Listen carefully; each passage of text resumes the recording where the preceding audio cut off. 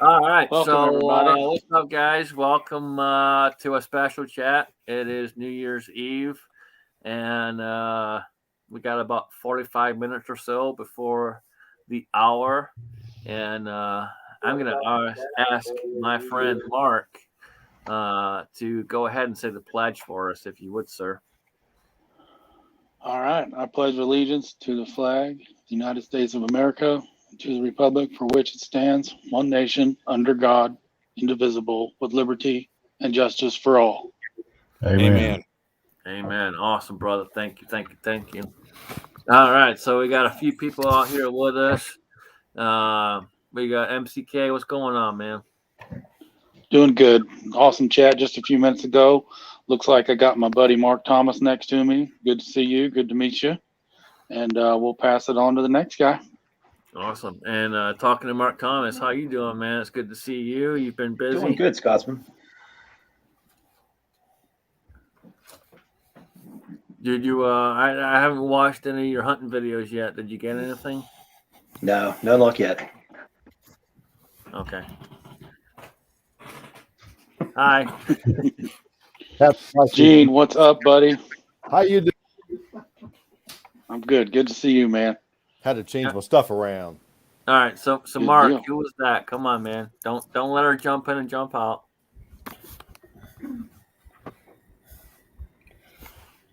Oh, that was my wife. All right. Well, have her come back This and is- say hi. My better three quarters. How you doing? Nice to meet you. They're the ones that keep us together. They're the ones that make it all possible, right? Yeah, buddy. Getting my New Year's face. Oh, hey, Oh, she's got look. yeah. She's micing him up. She's right after my own heart, dude. She's grabbing the freaking alcohol and gone. Mine's giving me another glass right now, actually. How's everybody tonight? We're doing great. Fantabulous. Nice. Happy New Year's, everybody. Great to see you all. Happy New Year's. Hot Pot, how you doing, man? Man, I've been doing really good. Got back into the old profession, gave up the new profession, and living the dream, man. Living the dream. Got a cut. Oh, I bought a CZ Scotsman. If you didn't see. I saw. Yeah, she's a beauty. Oh, she's a beauty. CZ pistol or rifle? Oh, pistol. I got a TS orange. And have Nice. done quite a few things to it to bring it into the unlimited class. Yep. Thank you. This is my honey. Hey, honey. Hello. Hi. She is shooting her first IDPA match tomorrow, Nice. Oh, cool. actually, with me. Kicking off the year right. Yeah, we've been training. So we're going to kick off the year with a bang. Awesome. Good deal. Rabel, how you doing, man? Well, I'm doing all right. Besides the 5 blood clots in my leg, hadn't been able to deer hunt, which is driving me crazy. The doctor told me, I said, "Can I deer hunt, doc?" And he said, "Yeah, sure, you can deer hunt. How you gonna drag one out? I don't want you doing that." So, yeah, blood thinners, and the wife's a nurse, and she's on my ass and about keeping my leg up, and I keep it up at work. I've got a work Scotsman. You've never been to my shop. I hope you come there one day, but I've got a work desk right in the middle of my island behind the counter where I do all my rifle work, mountain scopes, this and that. And I just pulled a drawer out, put a 3-inch thick oak board and put a pillow on top of it. And I sit in the office chair with my leg up.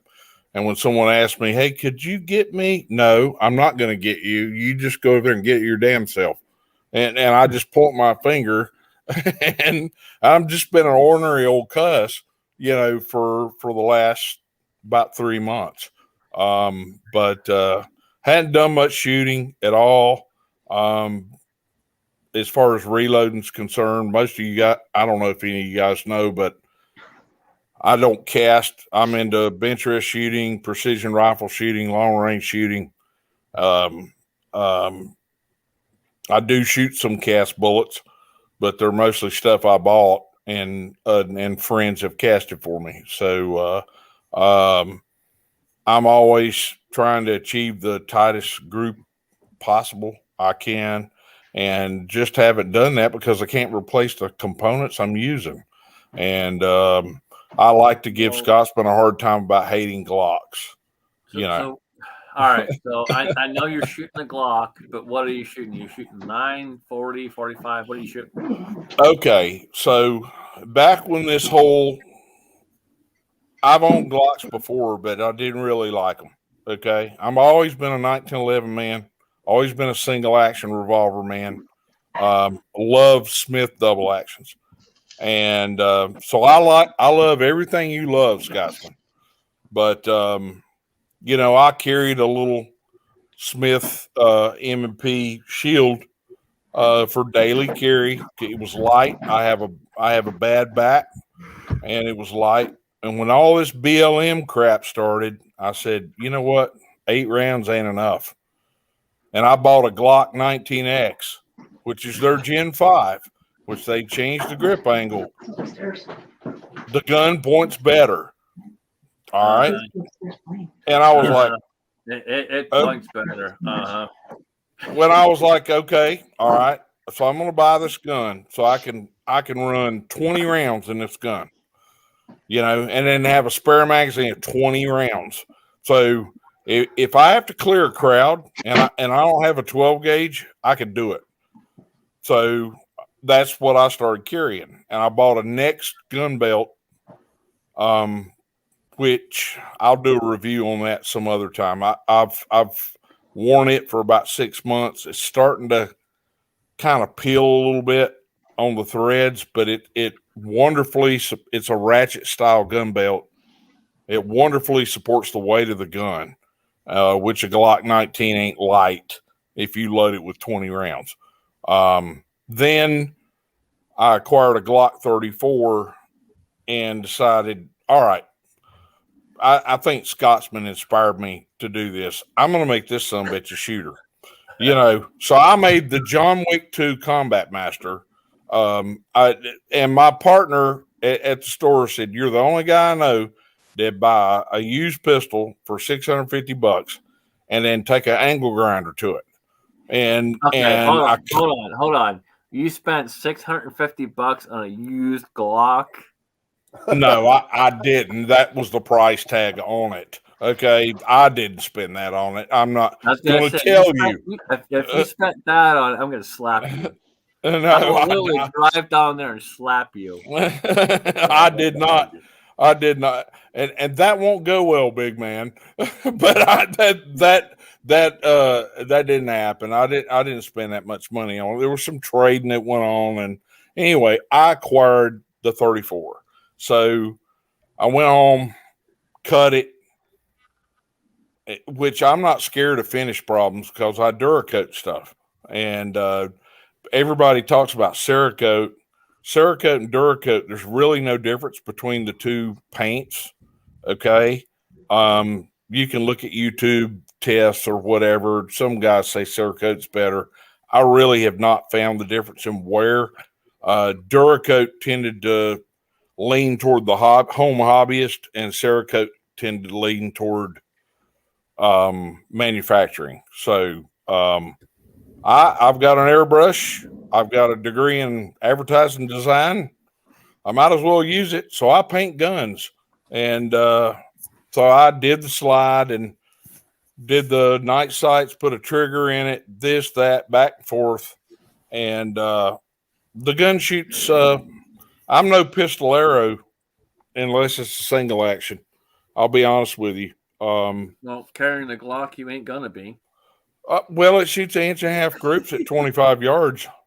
I can't complain. It's got a long sight radius. It shoots great. And that's with a factory barrel, Scott's. So, sorry. Put a KK in there. I hate it for you. But I'll take my Smith and Wesson 19 357 out there and whoop your ass. You know, Let's do it. Let's do it. yeah, Let's do it. please. Hell Do you yeah. do you shoot long guns at all? I shoot more revolvers than anything, brother. Well, I'm just trying to get me some redemption in case you whoop my ass shooting a pistol. I shoot. So I've built.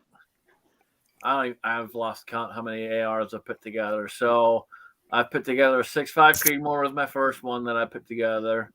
I've got a 243 I put together. I have 224 Valkyrie. I did a 6.5 Grendel. I ended up getting rid of the 6.5 Grendel, switching it over to 224 Valkyrie. I did a 3 Heart Blackout, and I've done a bunch of others. I've got so many. What got me into internet and touching in with the community, which kind of led me here, was 300blackout.com. And that was the first internet experience I had as a middle-aged man. And I got into 300 Blackout right as the cartridge was being invented. So I was talking to Robert, who arguably J.D. Jones invented the cartridge, and Robert Silvers and Kevin Brittingham just changed it, modernized it, and commercialized it. But yeah, I was talking to Robert Silvers, and I finally Googled Robert and found out he was an artist, a photographer, engineer, this, that. Nothing came up as a weapons designer. But guess what? They finally made that cartridge mainstream and pushed it into special forces, which is what it was designed for. You know, you could go sub or super, blah, blah, blah, blah, blah. So I got into that, and I think the 300 Blackout kind of upped my reloading game because there was no components at the time. And I started scratching around for stuff to find something accurate, and bought an AR. And then, I'd always been interested in accurate shooting. I bought an AR, and that sent me down the AR road. I've got suppressors. I've got a short barrel rifle. I was a stamp collector for a little bit, and then finally just said, you know what? I'm done with the AR stuff. I've got some accurate ARs, and that's great. And I'm going for built bolt action rifles, and I've got quite a few now. I've got 2 6BRs that are capable of accuracy that it's retarded.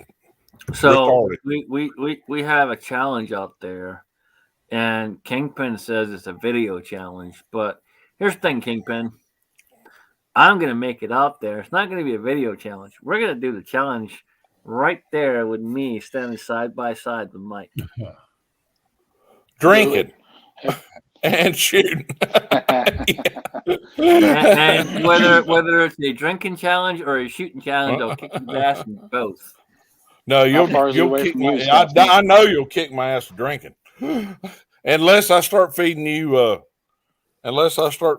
some of the stuff that's made up here. And then you ain't gonna last, son. I'll last.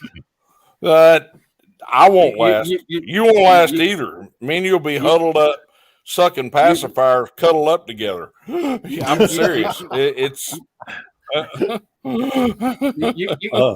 can bad shit. All you want, brother. I can outdrink just about anybody. I've one of the funniest things I had when I came to this country, and I shit you not, when I came to this country, I wasn't even here a week. And I had someone challenge me to their drinking contest. And they were El Salvadorian. And They looked me straight in the face and they're like, I can drink you under the table. And I looked at them like, do you realize I just Okay. got off the boat? And they looked at me and they're like, I don't care. I can drink you under the table. I'm like, okay. I'm Scottish. I drink for a living. I'm like, exactly. That's exactly what I told him. I'm like, dude, I drink for a living. This is what we do. He's like, I got it. Well, Dude, I don't used worry. to work for So Germans, a German American company. And when I finally made friends with my boss, okay, we were on a trip up to Lynchburg, Tennessee, or Lynchburg, Virginia, which is like Deadsville. And we were staying at the Lynchburg Hilton. And we had a nice supper and this and that. And Fred looked at me. It was the first time he'd ever been nice to me. He said, let's go to the bar. I was like, okay. So we started drinking beer. I could drink you under the table. I said, I have no doubt, Fred. I said, you guys were nursing on that shit, and he went, yeah. I said, I tell you what, let's drink like Americans. And he went, okay. So I ordered a shot and a beer. Anyway, me and Fred became really good friends on that trip, and our boss employee relationship was never the same after that, because I probably think we did things that we probably shouldn't have. But to Lynchburg, Virginia. I'll tell you this, man. When I come out there and I see you, we will shoot. We will have some fun, and I'm sure we will get drunk beyond drunk. But don't do anything that I don't want to remember. Well, I can't guarantee that. You can't remember. I know how it is. I know how it is in the South. So, well, and you know how it is with us Ulster Scots too. We're bastardized people. So, and that's what the South is populated with, is Ulster Scots. And that's one of the big reasons I get along so well with the Southern peoples, because I'm Scotsman and you're bastardized, right? Scotsman, so we all get along. If any of you guys don't know what an Ulster Scot is, imagine the Queen of England that's having problems with these Scottish people, and she's having problems with these English people that she moved to Scotland. And so she just takes them up and offers them land in Ireland, and Ulster, Ireland, and they're assholes too. And then it backfired. They interbred. So you got asshole breeding asshole breeding asshole. That all came south. Hold on. Let the me southern clarify. United States. Let me clarify. You have drunk asshole breeding drunk asshole breeding drunk asshole breeding another drunk asshole, and guess what you end up with? One big motherfucking asshole. The crazy Scotsman. Right. They can shoot. Shoot. Yeah, it's a scary thing. I mean, it really is. People, there was a tender young couple tonight that came into that wanted to shoot at the range, and I was being very genteel to them, this and that. I had a redneck come in, beard long as you're a Scotsman, and goes, "Hey, you got any black powder?" Like that, and I went, I've got some 777. I'm sold out of power decks. That'll do, man. I got to break some windows tonight. You can't believe how many people around here have cannons. I've heard so many cannons shoot off this evening. It's unreal. I mean, the house rocks. It's crazy. It's crazy. So I just use Tannerite. That's cheaper. Uncle Jim is one. Yeah, that really does shake. It makes it easier to breathe, but it also makes it easier to get shit you don't want. Yeah, it does. I got to tell you, Scotsman. 1 year, I worked in the retirement industry for 25 years. So I was head of maintenance over a huge retirement community, both independent living, skilled living. I took care of the greatest generation of Americans, people that fought in World War II. I took care of Korean War veterans. I'm honored to have done that. I left that place, which I thought I'd retire from because of corporate attitude, and started my own business. Similarly, why you're looking for another job. And I went out and did my own thing. I'm a lot poorer because of it. I don't have the benefits because of it, but I'm a hell of a lot in better shape. My blood pressure's lower. I'm able to lose weight. I just don't worry about things like I used to. And my wife told me you're better off for being you. Yes. And yes. And my wife told me it's time for you to do your own thing, but taking care of those people enrich my life. And 20 years ago, they had a Halloween dress up contest. So I scored some plaid material, made a kilt, made a sword. I had a sword and put a sword on, painted my face half blue, wore a tunic, across, and came in, I am William Wallace. I can shoot lightning bolts out of me arse. And them old ladies loved it. But the problem is if you got too close to the 90-year-olds, they were trying to lift up your kilt and see what you were wearing underneath it. Now, I wasn't full Scotsman, because I knew what was going to happen. I'm dealing with people with dementia. So, I had a set of shorts on underneath it. So, them gals were lifting. How dare you dishonor us by doing that? No,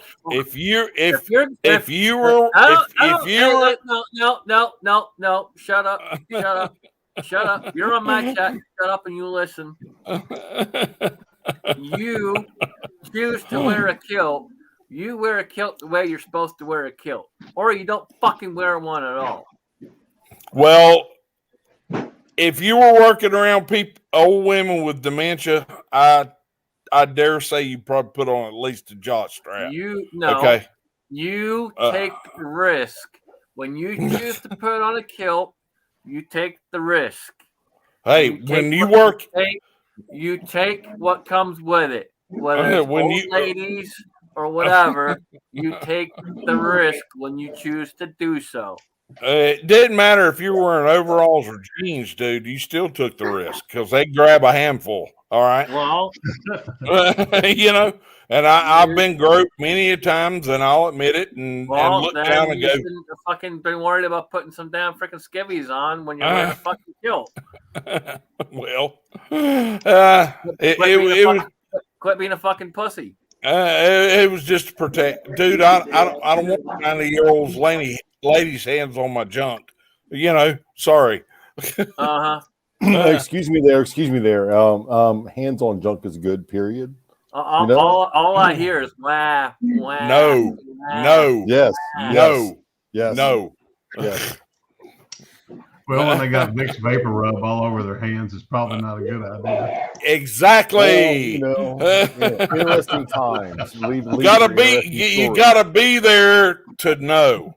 All right. So if I ran Scotsman through that scenario, he'd be wearing damn bimini shorts. No. Yeah. Oh yes.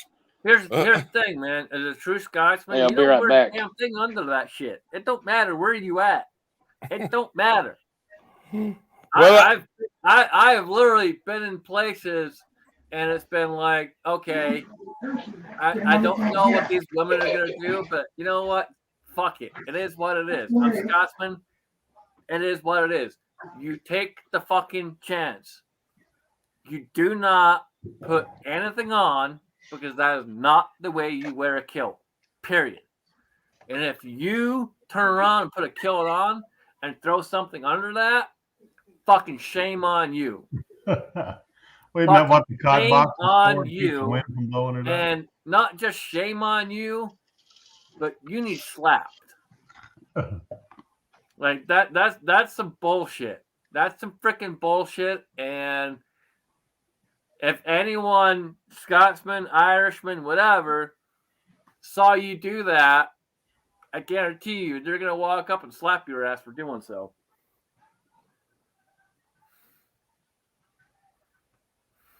Oh, we pissed them off. Who'd we lose? We lose MCK. I think he said he might be back. Yeah. He's got a Friday night off. He's which is a rare thing. Yeah, we lost two people. I had to apologize in the early, at the beginning. I had the YouTube stream and the StreamYard open at the same time, and I was getting feedback and echo and all kind of stuff going on. Tim wears a spandex, Kurt. A spandex. That's not surprising.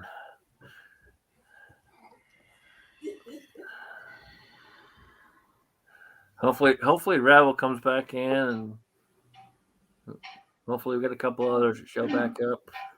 If not, Uncle Jim, you got a link, and some other people, you got links. Check your emails. I'm just enjoying the show. Just enjoy the show. I'll tell you what, I'm hoping to get some hog hunting in this year. With COVID and the deep Texas freeze that we had last year, we didn't get our hog hunt in, and usually get a couple in a year. So that's the plan come February. Slip down to Texas. See if we can. Sorry, guys. Battery died. All good, man. Yeah. We just thought you were being a bitch and bailed out. That's all. I know. I said, "Oh, Scotsman thinks I'm a bitch." He did too. He said, "Man, we scared him off, man. He's gone." Like, I'm gonna beat his. When I meet him, I'm gonna hug him and I'm gonna beat his tall ass. I'll tell you, he gives. I hope he can take it as good as he can give it. Trust me, I give it as good as I can take it. I love you, Scotsman. No problems here. You still ran up like a bitch. Fuck you. Fuck you. And that's exactly why you're welcome here. Exactly. I'm trying to think if I could stand one more Buffalo Trace before I hit the sack. That's what I'm drinking. That's Buffalo Trace. So, at midnight, I'm going to go live and take my my VR80 out back. Who's laughing? That's my woman. Who lives in the hood? I live in the hood, so I'm going to step on back to my VR80 at midnight and live a nice New Year's blast. Okay, don't turn your gun sideways. Good. Oh, I'm sure you will. Absolutely. Yeah. Got them homie sights.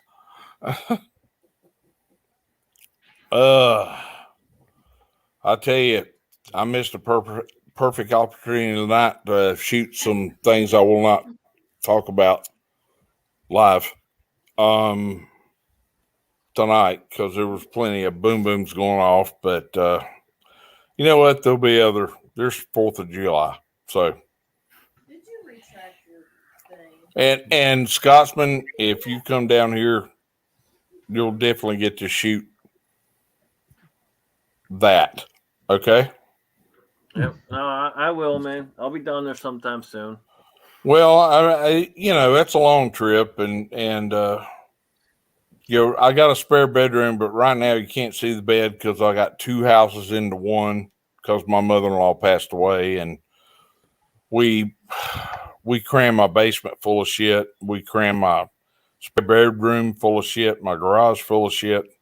We sold our house.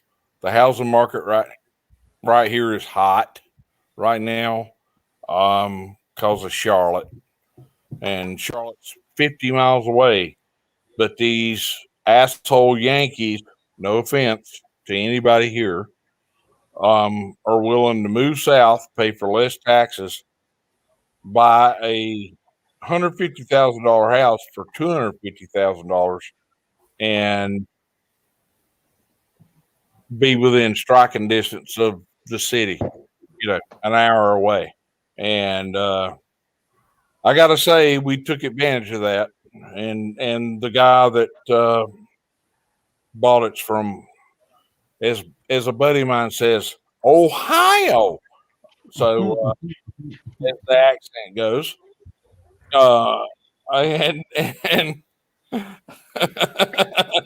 and his wife's like mine. She's from West Virginia. He's driving up 77. He sees Ohio tag going north, and he goes, "Look, him." He said, "Ain't that a pretty sight?" She said, "What's that?" "Oh, Ohio tag going north instead of coming south." Because people are just fed up with high taxes, and they're moving south to pay low taxes. Unfortunately, it's bringing our taxes up. It sucks, but some people call it. I'm not gonna lie, man. I'm looking to go south, so I don't blame you. I don't blame you at all, Scotsman. Fuck you. I'm coming south. I don't blame you at all. South. Just don't bring your politics with you. Yeah, just don't. That's exactly what I told the guy that walked in and said, "Here's the thing. Can I shoot at your range? Can I shoot at your range?" And I went, "Yeah, you can shoot my range. $15 an hour cash. Come in during store hours." He said, "Well, I'm a recent transplant from New York." I said, "That's great, as long as you didn't bring your politics with you. Because if you brought your politics with you, you're not welcome. You're not even welcome in the store." And I'm that kind of asshole. I'm Scotsman owning a gun store. You're not an asshole. You're true to what you should be. Yes. I'm the same way. I've literally kicked people out based off of how they spoke to me. I don't care. I do not care. If you walk into the store and I'm running that store and I'm running that range, you will operate yourself in a fashion that is justifiable as a true American, or you'll get the fuck out one way or the other. Well, we have memberships at our range. So this one Yankee guy got a membership at our range because he did some dealings with us and we made some profit from us. But we hadn't seen him in a year. Okay. So he shows up one day. He says, "I want to renew my membership." And I was like, "Well, I'm letting Chad do all the memberships." Okay. I said, "It's better if one man does it. That way the left hand doesn't have to know what the right hand's doing." And he went, "Well, fuck," in this big New Jersey accent. I rode here for an hour. And I went, "Tough shit. Should have called first." Like that. Well, he stomped out. Well, he came in today to renew his membership. Him and his buddy. "I want to renew my membership." I went, "Wait a minute." I stopped Chad. I said, "You got a membership card. What have you bought from me this year?" He went, I said, "That's right. You hadn't done any business with me at all. And neither of you bald-headed son of a bitch." I said, "So you get a membership this year. You don't do any business with me this year, you're gone. You're out of here." I mean, the range should benefit my business. I should pick and choose who my members are, and they should be my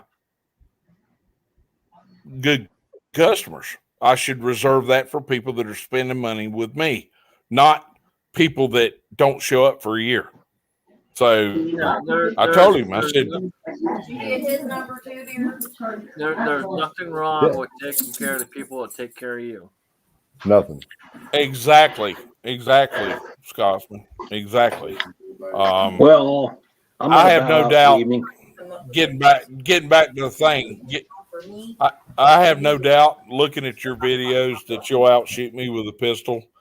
I might outshoot you with a single action, but I'm no hot shot, man. But I'll redeem. I promise I'll redeem myself with a rifle. You put a good revolver in my hand with a good trigger on it, and yeah, I can shoot pretty good, but I'm no hot shot. I'm a hot pot. You're something. I am, that's for sure. Well, I'll tell you this boys. I had a rifle built by a local. I've gotten pretty decent with a rifle over the last couple of years. I want Scotsman. I want you to shoot a couple of my rifles. So, I've got a rifle that was built by two rifles that were built by good local gunsmiths, and both of them are capable of groups that are phenomenal. In front of two witnesses, I shot a 47 thousandths 5-shot group at 100 yards. I contribute most of that to the day, the lighting, the lack of wind, the lack of sunlight, and just good luck. I had a gold horseshoe up my ass that day, and I shot 5 shots, and they measured tip to tip, taking out 243, 47 thousandths. And that rifle's going to shoot. It's capable of way better shit than me. The rifle's going to teach me more than I'll ever teach that rifle. You know what I'm saying? I like I said, man, I'm not a rifle shooter. I'm a revolver guy. Well, I always will be. I can outshoot just about anyone with a revolver versus a semi-auto. And don't get me wrong, I can shoot good with a semi-auto if it's hammer fired. I'm not that great with a striker fire. I've shot plenty of them. I do okay, but I shoot a lot better with a hammer fired pistol than anything else. And you put me on a rifle, I'm okay with a rifle, but I'm still learning the rifle. I've spent so much time on pistol and revolvers. That's literally where my time's been. It's only been the last few years that I've literally had some rifle time, and I've gotten behind the rifle. And I started building rifles. I don't know 4 years ago. And that's really when I kind of started putting more effort into it. Was about an AR could be splendidly accurate. All right. Hey everybody. I'm going to book off here and get ready for the live stream to do the blast off. So have a great happy New Year's. Sorry to interrupt, but I got to get stuff out and ready, and my neighbor Tony's going to join me in on it. See you, Hot Pot. Hey, have a good one, man. Thanks everybody, man. Love you all. Later, dude. See you, Hot Pot. Bye. Yeah, Scotsman, if I could get you behind one of my rifles, and it wouldn't be 15, 20 minutes, you're going to be shooting groups like you've never shot before. I mean, it's because they were built by incredible gunsmiths. It's not because Mike has incredible rifles. I do have incredible rifles, but they were built by incredible gunsmiths. So I give them credit, but it's just like a pistol. You're doing the same thing with a pistol as I'm doing with a rifle.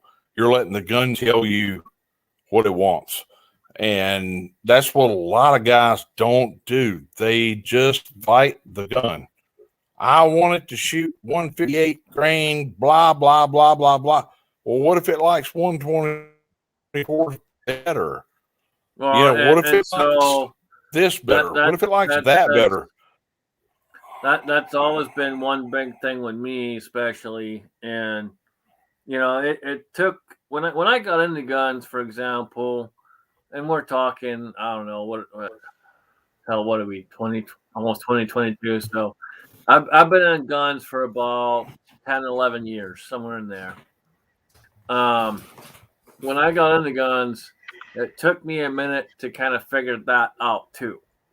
So it's trying to figure out, okay, this one shoots better than this one. And then, but why does it shoot better than this one? And so I had to figure that out. And then when I got into reloading, it made a lot more sense. And I was able to kind of, okay, well, we're doing this and we're doing that and so on and so forth. But like you're saying, a lot of people don't think about that and don't figure out, they just go, well, I don't understand why this one shoots lower than that one, instead of taking the time to try to figure out what's going on. So, yeah, you got to, especially when you build a rifle, you got to figure out what it likes. You can't force feed it like Rebel was saying. You can't force feed it a bullet that it doesn't want to shoot. No, you can't. Like, okay, so like for example, I built a 6.5 Creedmoor AR-10. I put over $2,500 into it. It took me 2 years to build it, and it took me 2 years because I was spending the money and doing it right. And I went out to the range, and I shot probably about a half-inch group the first time I went out to the range, which everyone's probably going, that's great. That's a great group. Yeah, it is. But it wasn't the group. It was, I was having other issues. So the group was fucking great. But I was having issues with the gas itself. It wasn't emitting enough gas. It wasn't ejecting and cycling all the time. And I was having all kinds of other issues with it. So I had to play around with it some more. The groups were fantastic. The barrel was awesome. The bullets were accurate, the whole 9 yards. But I was having a lot of other issues with the gas and so on and so forth, to where it wouldn't cycle, it wouldn't refeed, it wouldn't do anything. So there's a lot of factors that come into play when you're shooting for accuracy and you're talking about stuff like this. There's a lot of different things that come into play. Oh yeah. I love to listen to how people talk about, I can shoot this and I'm so good at that. And I'll take them shooting sporting clays and they'll break 7 birds out of 100. It's humbling. For example, so I had a guy at work and he hasn't talked to me since. Just so about, I don't know, probably about a month ago, guy at work comes up to me. He's like, "Hey man, what's that sweatshirt you got on?" I'm like, "Well, it's, a long range shooting shirt." He's like, "So you're a shooter?" I'm like, "Yeah, I'm a trainer. I teach people how to shoot and so on and so forth." "Well, I haven't done too much shooting, but I want to learn and blah, blah, blah." And he starts telling me all this other shit. Yeah. And I'm standing there going, okay, you just told me you don't shoot. Now you're telling me this. Now you're telling me that. And so on and so forth. And I'm just sitting there, okay, like, all right, dude. So basically, from what you're telling me, I'm charging you full price per hour. And let me know if you want to get together. I have not heard from him since. In my business, we call it the peanut charge, pain in the ass charge. Well, and see, if he'd come up and the way he started out kind of humble, and then he went south. If he'd stayed humble, I would have given him a discount. Well, he literally went straight to the, well, I'm not a shooter, but I've done this, and I've done that, and so on, and blah, blah, blah. And I'm like, all right, we're done. I'm charging you full fucking price, and yeah.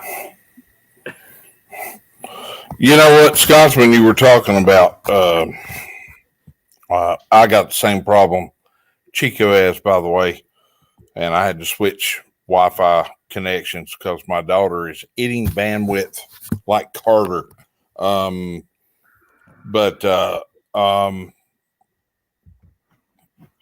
with an AR, you can make an AR an incredibly precise rifle. There's no doubt about it. Okay. But there's so many other things to consider. Gas and what it's doing to your brass, especially with a bigger cartridge in the AR-10 platform, like a 6.5 Creedmoor. Yeah, I had a butt. I got to stop you for a second. Go ahead. Everyone, Happy New Year. Damn if it ain't. Yeah. I hope that this year is fucking better than the bullshit we've had the last 2 fucking years. And yes, it all comes down to you.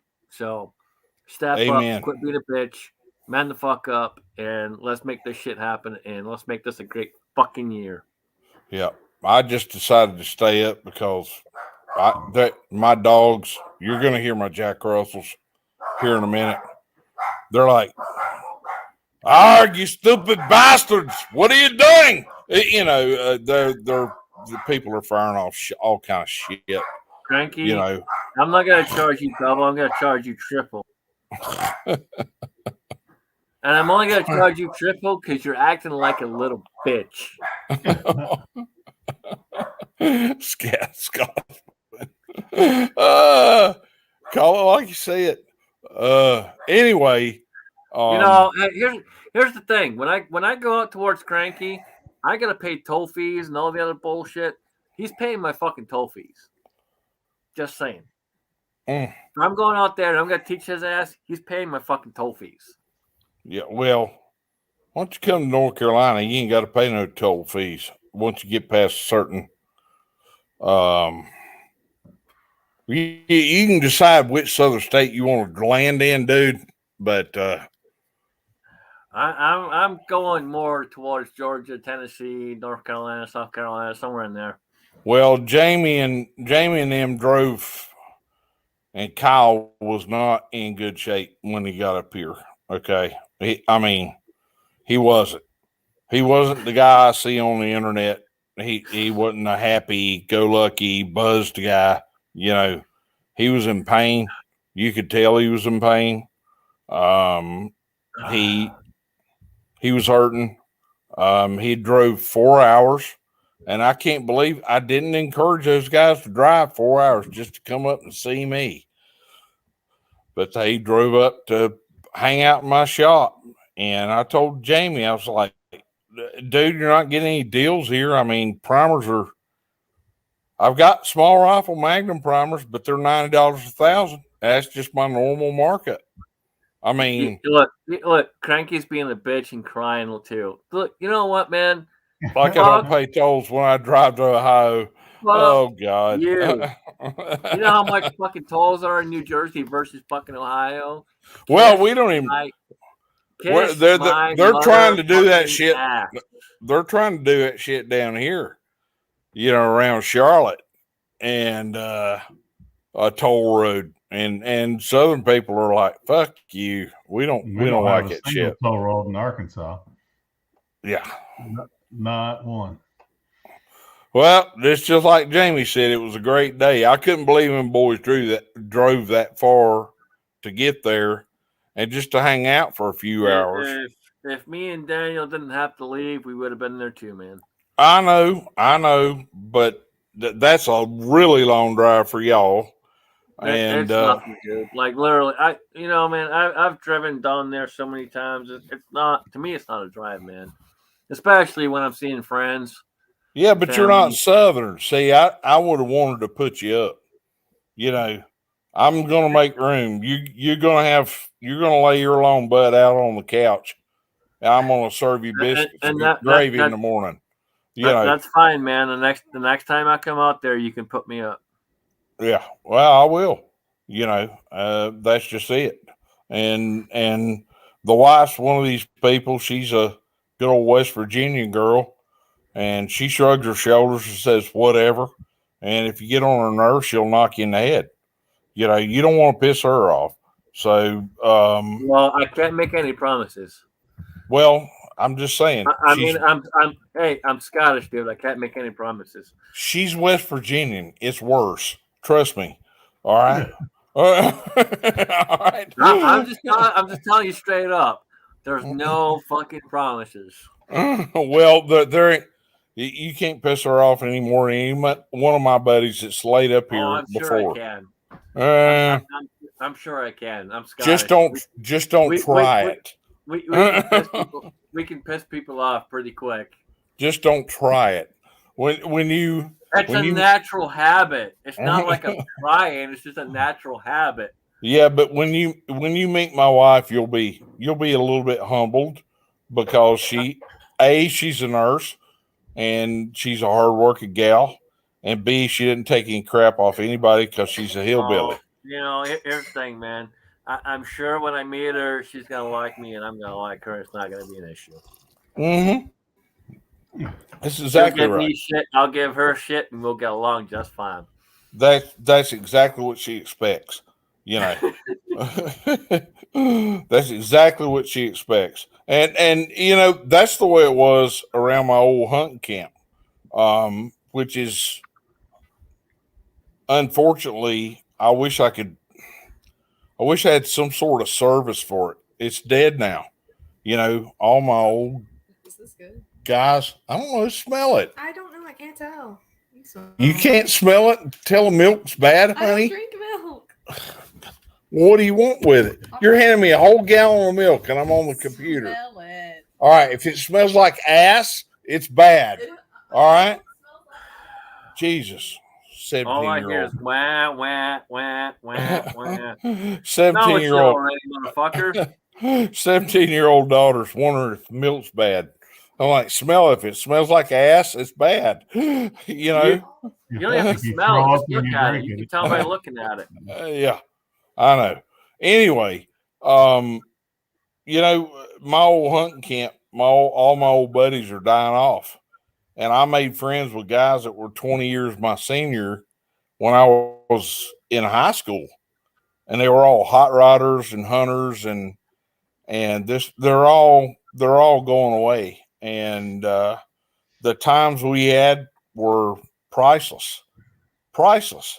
And none of the younger guys that join later are willing to go put in that effort to set up a hunting camp and stay for a week in the middle of Pisgah National Forest. And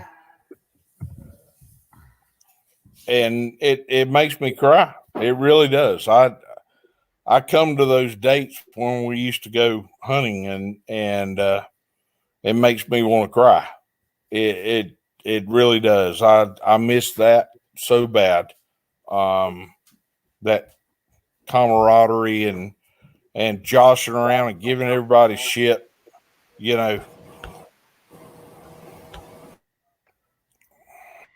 What's up, Richard? Well, gentlemen, I'm going to step off. It's been a long day, and I'm going to go hit the bed. See you, Ozark. I'm getting ready to do the same thing. Good to see you, brother. Appreciate you. And you need anything, just let us know, man. We're all here for you. All right. We'll do. Thanks, guys. Yep. Thank you, man.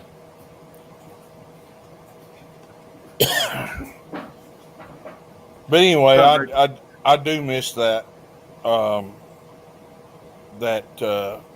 companionship. A bunch of guys getting together, setting up camp. All going hunting together, single purpose. No one's willing to do that anymore. None of the younger guys, anyway. It's too much work. Yeah.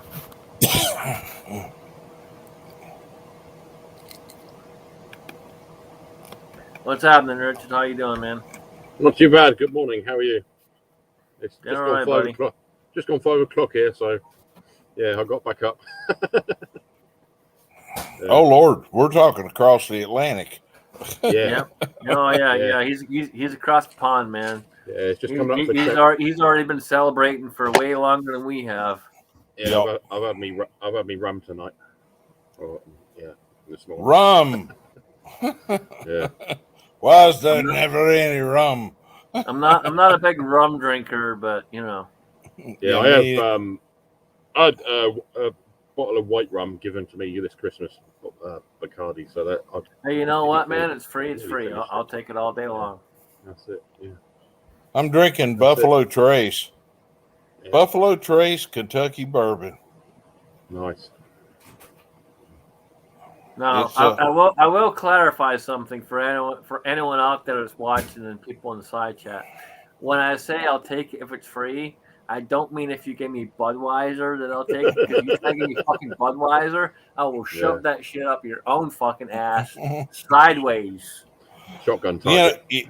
you know what, Scotsman? I was a beer snob when I was your age. And I mean, absolute beer snob. I drank Molson. I drank, the best beer I could find in the grocery store. Um, and I drank so much Molson Ice that all these grocery stores were carrying it. And I didn't realize that I was supporting like 10 grocery stores when I went on high blood pressure medicine. My taster changed, and all of a sudden the beer changed flavor. It wasn't as palatable to me. Yes, it does, Cranky. It does kill the flu. Let me clarify this comment here real fast. So, Cranky, number one, you're full of shit. Number two, shut your fucking mouth. And number three, yes, it does. Whiskey cures Yeah. all. That's why we're Scottish, Yes. motherfucker. Whiskey. That's cures why I got over everything. COVID. Yeah. That's why mine lasted 3 days, motherfucker. You know why? Because I drank whiskey.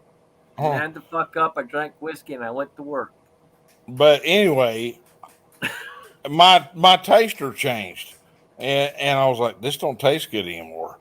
And all of a sudden, I switched to whiskey and a really good vodka, and I was like, okay, well, at least I'm cutting carbs.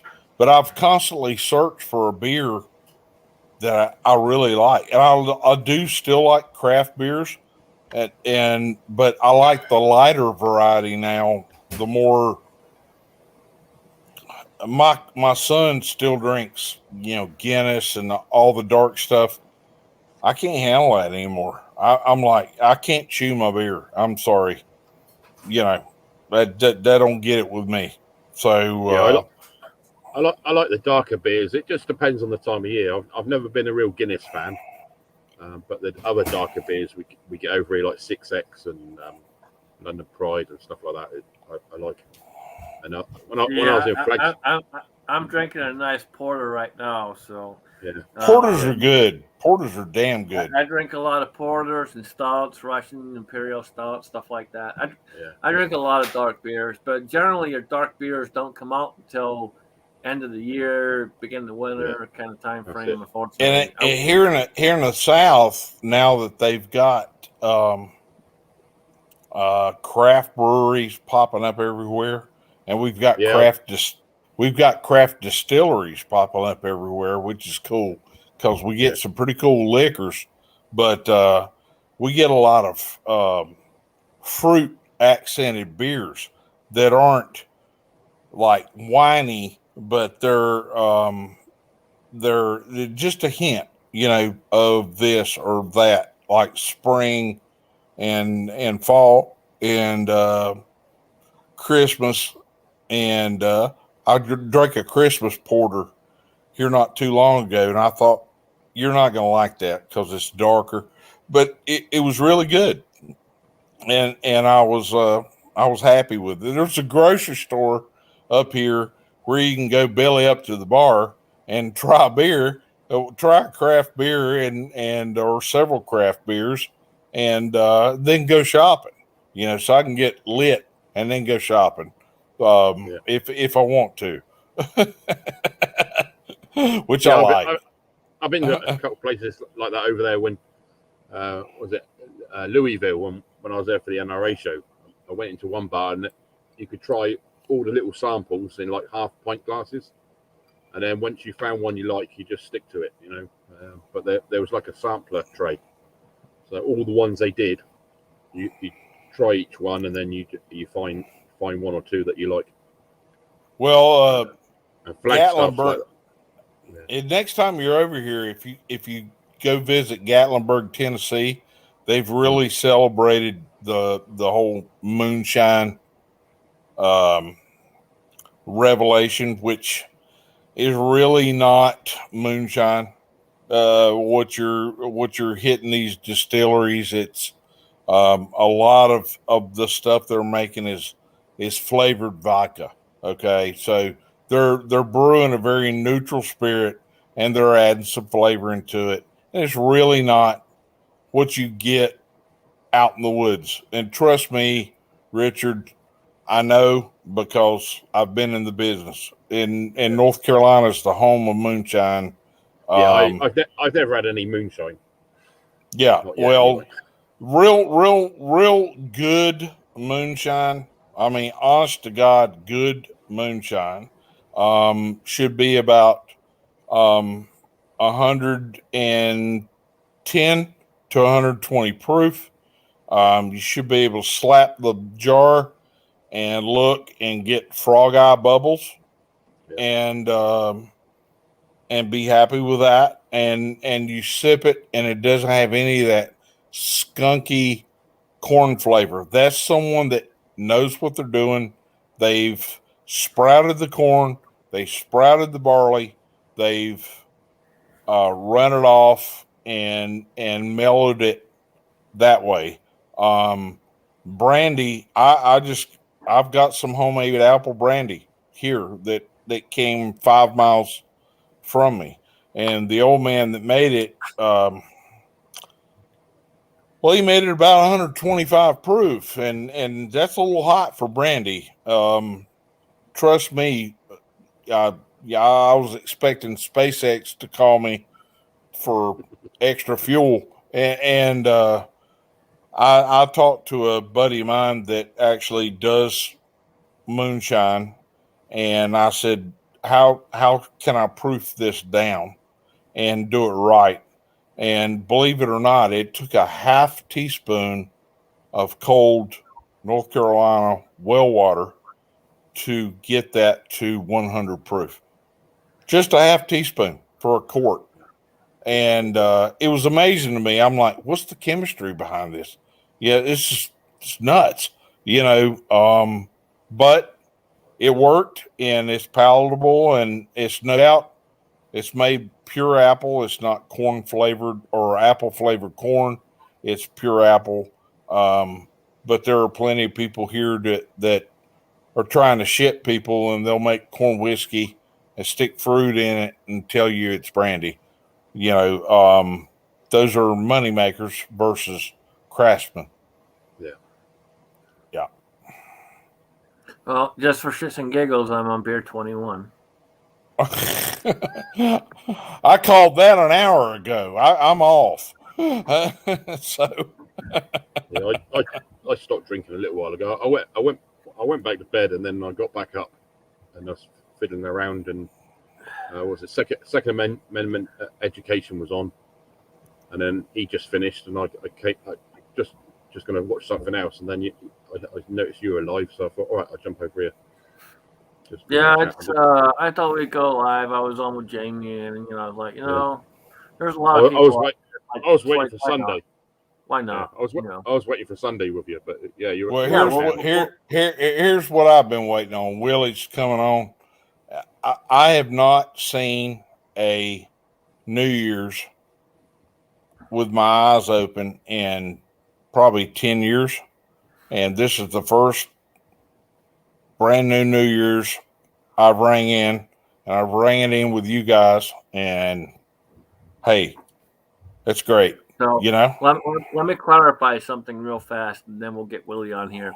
So Cranky, yes, I'm on number 21, and this started about 11 o'clock this morning. So we're not even 12 hours in, and yes, I'm on number 21. And I feel absolutely fine. You know why? Yeah. Because I'm Scottish, motherfucker. Kiss my ass. That's it. Because what's up, my brother? Slow and steady, and you drink yourself sober. I have That's drank right. myself sober so many times, it's not even funny. I've done that too, boys. You just can't do that with white liquor. You got to do All it right, with beer. let Willie on. Willie, what's going on, buddy? No audio, Willie. No. Okay. No, he's gonna come back, I'm sure. I thought Willie said he was going to beat me off or something. That's weird. Well, maybe he wants to. That's you two. You two want to beat each other off. You have at it. Nah, I wouldn't. You. I wouldn't say that. And met the big man. You know, Willie's big enough to. I don't care if he does have one leg. He's big enough. He could probably whoop your ass.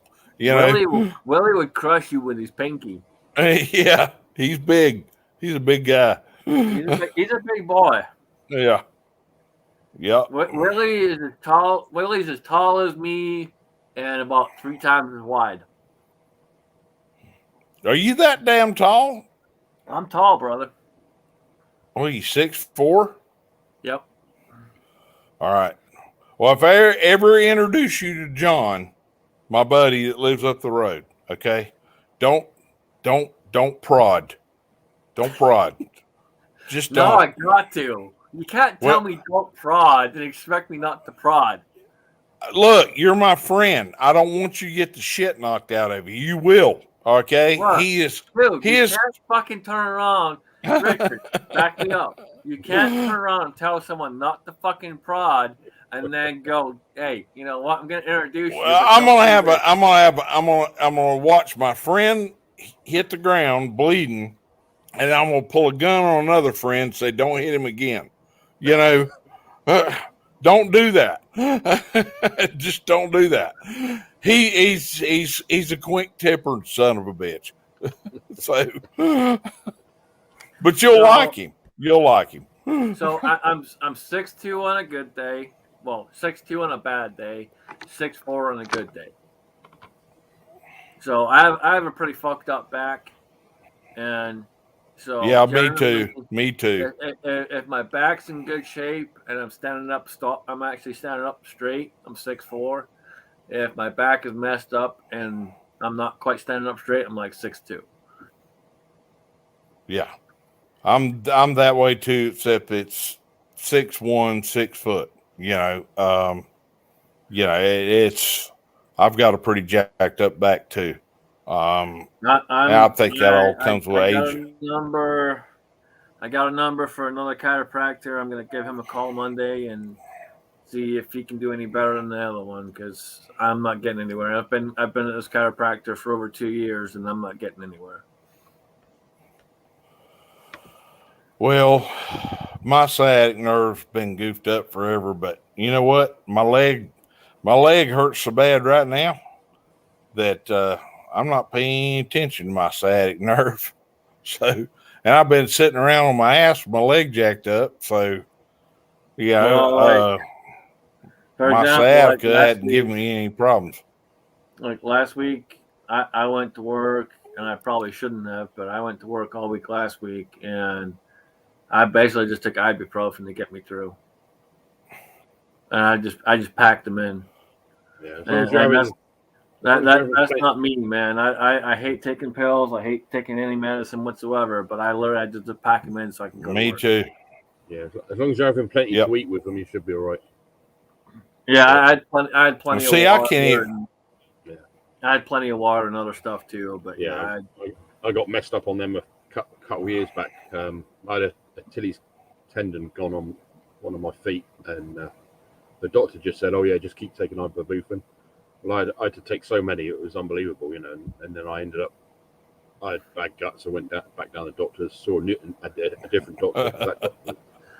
Idaho, you bring your 4'6" little ass over here, and I'll whoop it without even trying, motherfucker. But yeah, I told this other doctor like how long I'd been on ibuprofen, and she went flipping mental. And the next thing, I can't take ibuprofen. Yeah, right now because I'm on blood thinner. I can't take ibuprofen. So generally, for me, The only thing that works as a painkiller, and I'm not joking when I say this, but they won't give it to me, is morphine. Morphine is the only thing that really works for me as a painkiller. I literally, my pain tolerance is so high that nothing works. Like I took ibuprofen Well, all week, and it didn't even touch me. Like it just got me through. Well, don't get on morphine then, dude. Just live with it. You know, otherwise you'll be hooked up on it. You know, I just, and that's why I don't. I just fight through it, man. I've dealt with it for years. Exactly. And you know what? Pain reminds you that you're still living. Amen. Pain makes you You- human, dude. Yeah, you wake up in the morning and shit starts popping and you're hurting and your back's hurting and your legs burning and you know, your neck's stiff and everything, and you're like, what the fuck? I've got old. Well, I'm still living, you know. See, here's the thing, dude. I was raised by military, and when I was raised on the farm, he turned around and he told me probably within the first week of me working for him, he's like, look, there's two rules. Number one, you don't talk back to me, and number two, there is no being sick. He's like, if you can stand, you can work. And I'm like, yes, sir, no, sir, thank you, sir, absolutely, 100% gotcha. I never had a sick day in my life. Nope, me neither. It is called real simple. Embrace the suck. Yes, exactly, Willie. Let me tell you guys. Yeah, brother. Let me tell you guys what a lot of people on Discord don't know. Okay, so my mom, God bless her. She's been gone 13 years, 14 years. Died of a brain tumor. She was a school teacher. Okay, and I was blessed to have her. She could guilt you to death. She never had to raise a hand. All right. So if you did something wrong, if you beat the shit out of your brother, which I did a lot, she'd come in and go, should you have really done that to your brother? And you'd feel like you were like 2 inches tall. She just had that. That was her thing. She was a Jedi at that. All right. My dad and me had a very contentious relationship. My dad was a college professor and then became a school teacher. Both my parents were pretty liberal. And then all of a sudden their son pops up and starts going a different direction. I want guns. I want knives. I want this. I want that. All right. So my mom and dad got me my first two firearms for Christmas, a 22, a very nice 22, and a very nice shotgun, and had some qualms about it. But as I got older, I felt myself growing apart from my father to the point where we're now, my own cousin invited my dad over for a family function over Christmas, and my dad turned to him and jumped his ass. Are you vaccinated? Like that would protect my dad. And my dad's vaccinated. I said, what are you scared of? I said, Pop, what are you scared of? Why did you jump him like that? What are you scared of? Well, if he's not vaccinated, I said, guess what? If you come in contact with someone with COVID, you could just as easily give it to him as he could give it to you. I said, you're not following the science, Dad. I said, what news outlets are you watching? Well, I watched 3. I said, watch CBS, NBC, ABC. Well, yeah. I said, Dad, you're the smartest person I know, and you're the dumbest motherfucker I know, and I love you. But you're my father, and I love you. But you're the dumbest son of a bitch I've ever met in my life. Yep, and that's a hard thing to say to your father. Okay. Well, years ago, And Mike, years ago, I kicked my father out. Let's see, what did we? All right, we're 2022 now, so let's see how many years ago is this? God, you gotta make me think though. Son of a bitch.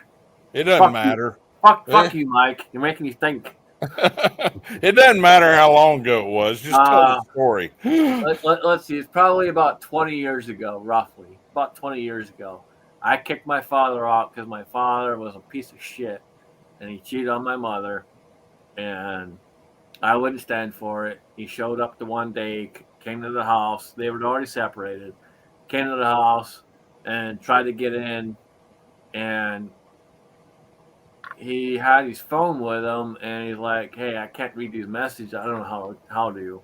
And I looked at his phone, and basically it was all hugs, kisses, love, this, that, the other shit. And I'm like, "All right, leave before I kill you." And that was the nicest way I could say it. Like, please get the fuck out of here before I kill you.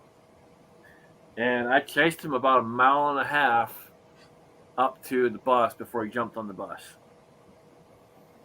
Well, I mean, me and my dad aren't that contentious. He's 81. I'm not chasing him to the bus. Okay. So, well, this is 20 years ago too. Dad's he's so arrogant that he's got all this education and he feels like he knows better than you or or if he was in this conversation tonight, he would be trying to argue a point. Sorry, brother. He's sitting back there. Am I losing you guys? No. Chico's here. I didn't see him sitting back there. What's up, Chico? What's up, bro?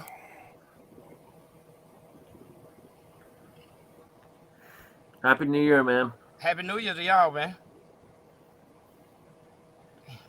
Happy Look New at Year. that good old big ass blue sitting beside you. Yeah, look at that, Dylan. Pump out a few rounds of that. What's that set up for now then? Say again. What's that set up for? What caliber is that set up for at the moment? The Dylan. Oh, Dylan's. Ooh, I don't know. I've had it for about since 2017 or 18. So, but they're still. Yeah, what's it set up for at the moment? Probably 600, 700. No, he's asking you what caliber. Oh, I'm sorry. I thought he said what he sell for. Oh, that's a 9mm. No. I got it set up for 9mm. I'm sorry. Yeah. He's English. It's okay. Don't worry, Richard. I'm gonna give you shit, brother. You know I'm gonna.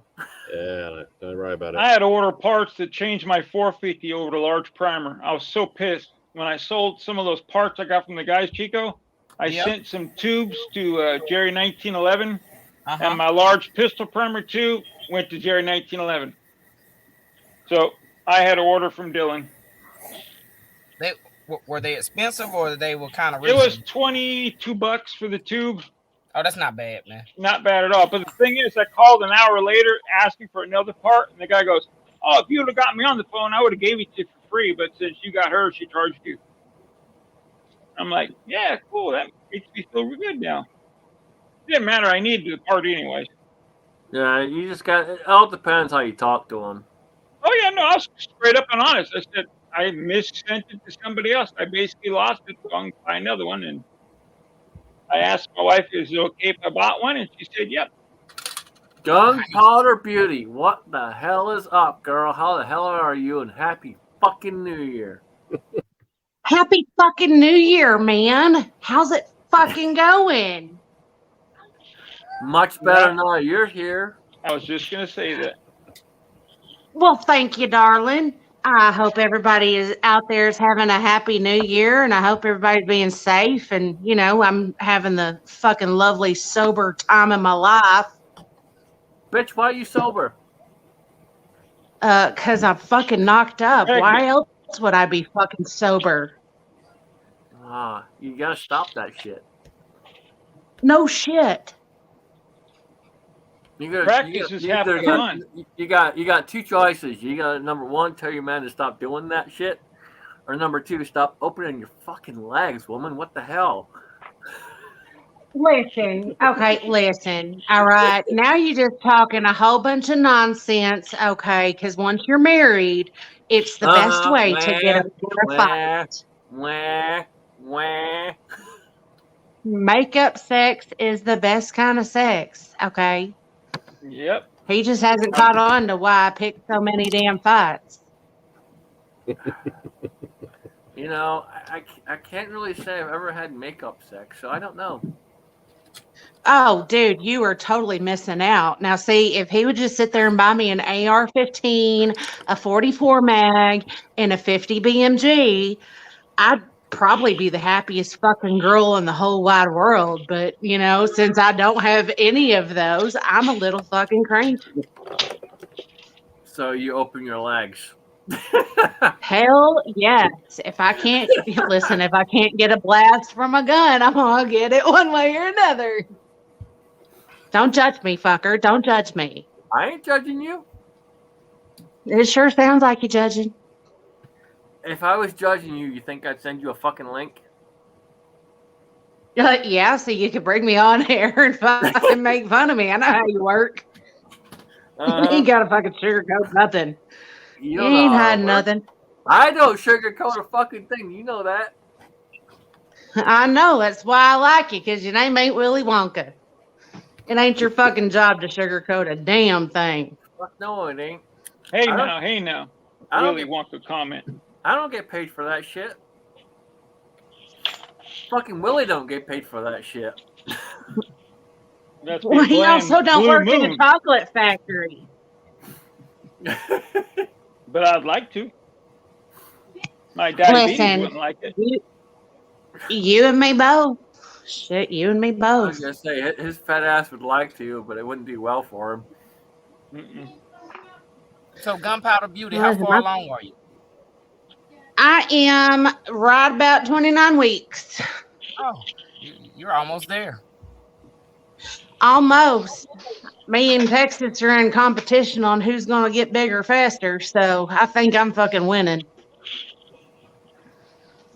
Is that why you're hiding yourself? Because you don't want to show how big you are? Fuck yes. I sit there and turn on my camera and it's going to take up the whole fucking screen. I mean, I'm trying to be polite and not fucking scare everybody out there. Like, this bitch be swallowed. I wasn't trying to be polite, so I just said it how it is. Yeah, like, big is an understatement, okay? Like, no. Well, I know No, how big you got last. I know how big you got last time, so. I would be lucky if it was as big as last time. Like this kid is already measuring at 35 weeks. So I am shit out of luck, homie. I'm shit out of luck. You gotta stop spreading those damn legs, woman. Listen, it'd be cheaper if he'd just buy me what I want. If he'd buy me the AR-15, the 50 BMG, and the 44 mag, I'd be out shooting guns, and we would hardly see each other. So it'd be a win-win. But no, he wants to take the expensive route. You'd be better off if you went the other route. I would be. I'd be a lot less swelled up all the time. Might as well just buy you a freaking Dillon 750 and call it good. Mark, Scotsman, and the side chat. Look, I didn't get the expansion I wanted. Oh, that ain't bad though. A little bit. Yeah, it lost about 20 grains. I only recovered 2 of them. Hold on, bring that back up, Chico. This is one. It was 155. And lost about 20 grains. Okay, gotcha. Yeah, so. All right. Wonder if velocity or maybe a softer mix will do. I might have been pushing them too fast, but look, this is what the bullet looked like before. So it was a deep hollow point. Yep. Okay.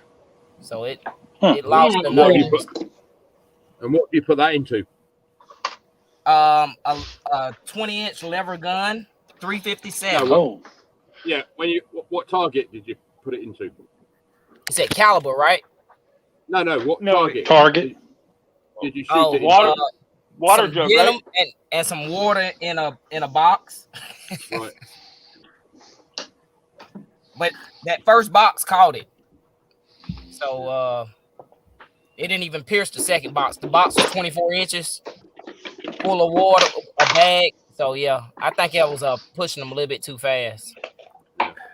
Cranky, you're nervous with your own woman, and I can tell you right now, you wouldn't want to be anywhere near Gunpowder Beauty because I've met you and I've met your woman, and I can tell you right now, Gunpowder Beauty will tear your ass up. I feel a little hostility here. I mean, you make me It's not sound like I'm a hostility. violent person. No. See, here's the thing. It's not hostility. I like you. I really do. That's why you're here. That's why you got a link. You're here because I like you. And I'm just explaining to Cranky that Cranky would literally be fucking himself if he literally tried anything with you. Scotsman, you're such a smoozer. I'm just being straight up honest. I know you are. Well, I mean, as long as he's not trying to have like a shooting competition with a 44 mag with me, he has nothing to be worried about. But I mean, we can all be civil. Well, here's the thing. You and Cranky get together, I can tell you right now, you are going to slap the shit out of Cranky, and Cranky's going to fall to the fucking floor. And his wife's going to laugh her ass off. And I'm probably going to laugh bless my his ass off heart. too. Bless your heart, Cranky. I don't know if anybody told you this, but you ain't supposed to start shit with people. Bless your heart, Cranky. Bless your heart. Poor darling. He just ain't met nobody from Texas, apparently. He just ain't had a good old true Southern woman, that's all.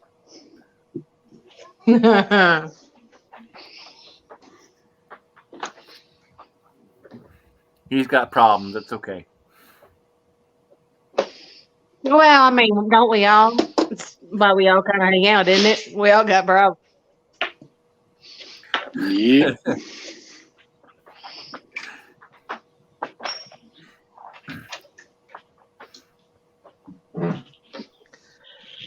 So Richard, has it already turned over the new year where you're at? Oh yeah, nearly 6 hours in. Oh, 6 hours It's, in. Oh yeah. Yes, it's yeah. They're 5 hours ahead, man. Yeah, it's like 5:45 in the morning. What do y'all do for fun over there for the New Year's? I was on my own, so I had a couple of drinks and I went to bed early actually, and then I got up a bit later on and put the computer back on. But yeah, I haven't done anything. So you're in England? Yeah. I'm in the New Forest in the south. Awesome, cool, man. Well, nice meeting you. About 2-3 hours from London. That's cool. Nearest city would be Bournemouth. Well, nearest town or whatever would be Bournemouth. What's up, Chico? You've got some hours. What you got? About 4 more hours? God, what time is it? Hang on, let me look at my clock.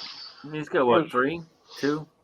Let's see. It's 9:44 here now, so yeah, like 2 and a quarter. 2 hours and 20 minutes. Something like that. Gotcha. Got a little ways to go. Everyone's blowing up everything around. Not as bad as where I used to live, but it's still pretty bad. Dogs are going to be driven crazy in a little bit. What are you working on, Willie? What are you working on? I was working on some 45 brass, but I put a jug down somewhere, and I don't think I primed all my brass, but maybe I did. Huh. Best caliber ever. 45 ACP? Hell yeah. I love it. I really do love it. Put a 0 behind it, Gunpowder. I got you. Don't play with me. Oh no, 450, the 450 baby. Bushman. That is just Hey, cylinder how you level doing, right Mark? through there. Hey, Mark, go ahead and show that again. All right. You know why? Because look, man, you're being a little bitch. I'm gonna go ahead and build a 50. So you can take that little 450. Oh, whatever. You can take that little 50 and shove it up your ass because I'm building a 50, Oh. motherfucker. Jeez. I got my boots on, mister. Getting kind of deep there, don't you think? Yep. Well, shit, I didn't know this was going to be a night I needed my boots. Hell, hold on. Let me go get them on real quick. It's a Scotsman chat. Come on now. Your baby might That's true. your baby might need some fucking boots too. Hey, my baby's already got 3 pair. Which ones do you want him to be wearing when he comes out?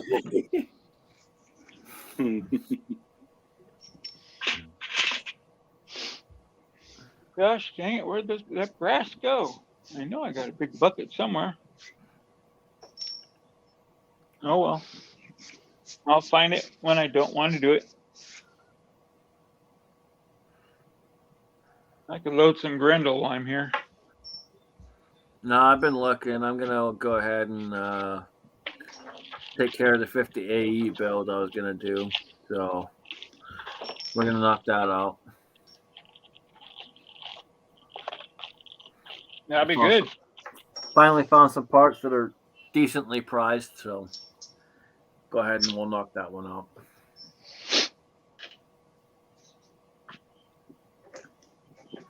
I still got 2 others. I got to figure out what caliber I'm going to do. Do you? Yeah, I got no idea. I still got one AR-10 and another AR-15. I got to figure out what caliber I want to do. You still playing with the 300 blackout? Yeah, I still got the 10.5-inch 300 blackout. I got to put another lower together for it and play with it some more. Who wouldn't love the 300 blackout? I love it. I got 2 of them. Thanks to Sergeant Major Sergeant Bulldog, he gave me a 300 blackout pistol link. So I almost thought about having my rifle link gas converted to the hammer. Hey guys, check Mark, out. There you go, Mark. There's one for you. Holy crap. Poco, you are loco, let me tell you. That's Poco's nuts. the man. So, Poco,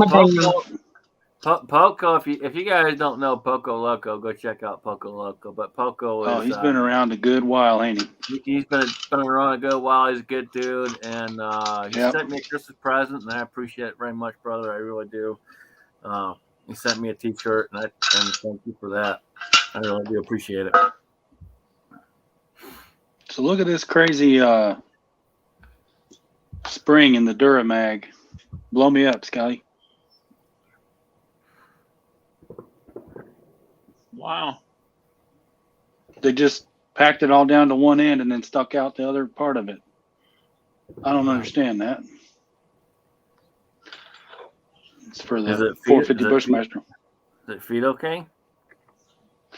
Well, this magazine didn't. I ain't took the other one apart, but it feeds fine. I can only get 4 rounds in the damn thing. So, not entirely sure what I'm going to do with that. What magazine is that? Duramax for 450 Bushmaster. Yeah. I'll take a look and see if I can find a couple other mags for you that might work better. I bought another one with all the problems I was having. Plus, I wanted just, another magazine. But the other one runs flawless, and I haven't given this one a fair shot, other than I can only put 4 rounds in it. So, yeah, it's kind of special.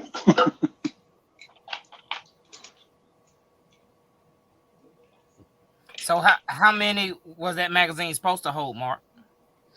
Says 5. No, 7. I'm sorry. 7 right here on the bag.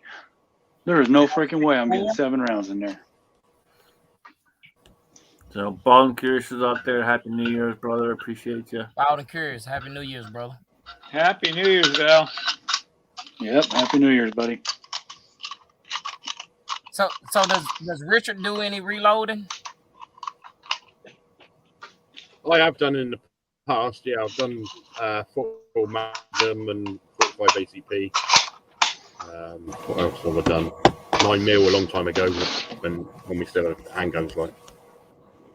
But yeah, the last lot was because I had a copy of a Delisle, which is built on a 303, but it's a 45 ACP. I used to hand load a lot of that. And a friend of mine in Dorchester, he had the same type of rifle, so he had a Dillon like you've got, and he set up his for 45 ACP, and then he did 44 mag as well. I also did 45 ACP on this press, and I recently just bought a 357 mag conversion on it, so I'm gonna start loading a lot of volume for my lever gun. Yeah, that's So, we have a lot of lever guns here, you see. So I do a lot of 9mm because I shoot competition and I shoot 9mm, so I'll go through a lot of 9. Yeah, we have a lot of lever guns. Yeah, we have a lot of lever guns in the UK. So, all right, so just about everyone that has them reloads. Nice. So Mark, we got a question for you, brother. Go ahead. It's right there. It's up. Yeah, it's fun. It's worth it. My particular rifle was a little finicky, mainly because of my reloads were weak in the beginning. But I got them full power and they're cycling good. It's a good running gun and feels like a 12 gauge. So if you're a recoil junkie, it's all about, recoil. So that one does hold 7 rounds. So I'm going to take his mag apart and see if the spring's different inside of it. Or check the follower too. Make sure the follower. Yeah. Maybe everything on the outside's identical so far. I haven't taken this one apart yet. So maybe something's different with the follower too. It might be. That's making too much noise. Tell me. I'll mute for a minute. No, you're good. You're good. Yeah, Poco, I got the card too, brother. I appreciate it, man. But yeah, I love the 450. It'll be legal for deer and it'll be fun to shoot, period. You know me, I like to fine tune stuff, get it all running good and all that. So yeah, that's not the same kind of spring in there. Those 50 Beowulf magazines only hold 7. There you go. Look at that. I'll be damned. Looks like you had fun shooting your blackout today, Mark. Bring them up side by side. Well, I put the other one back together. Give me a second. Yep.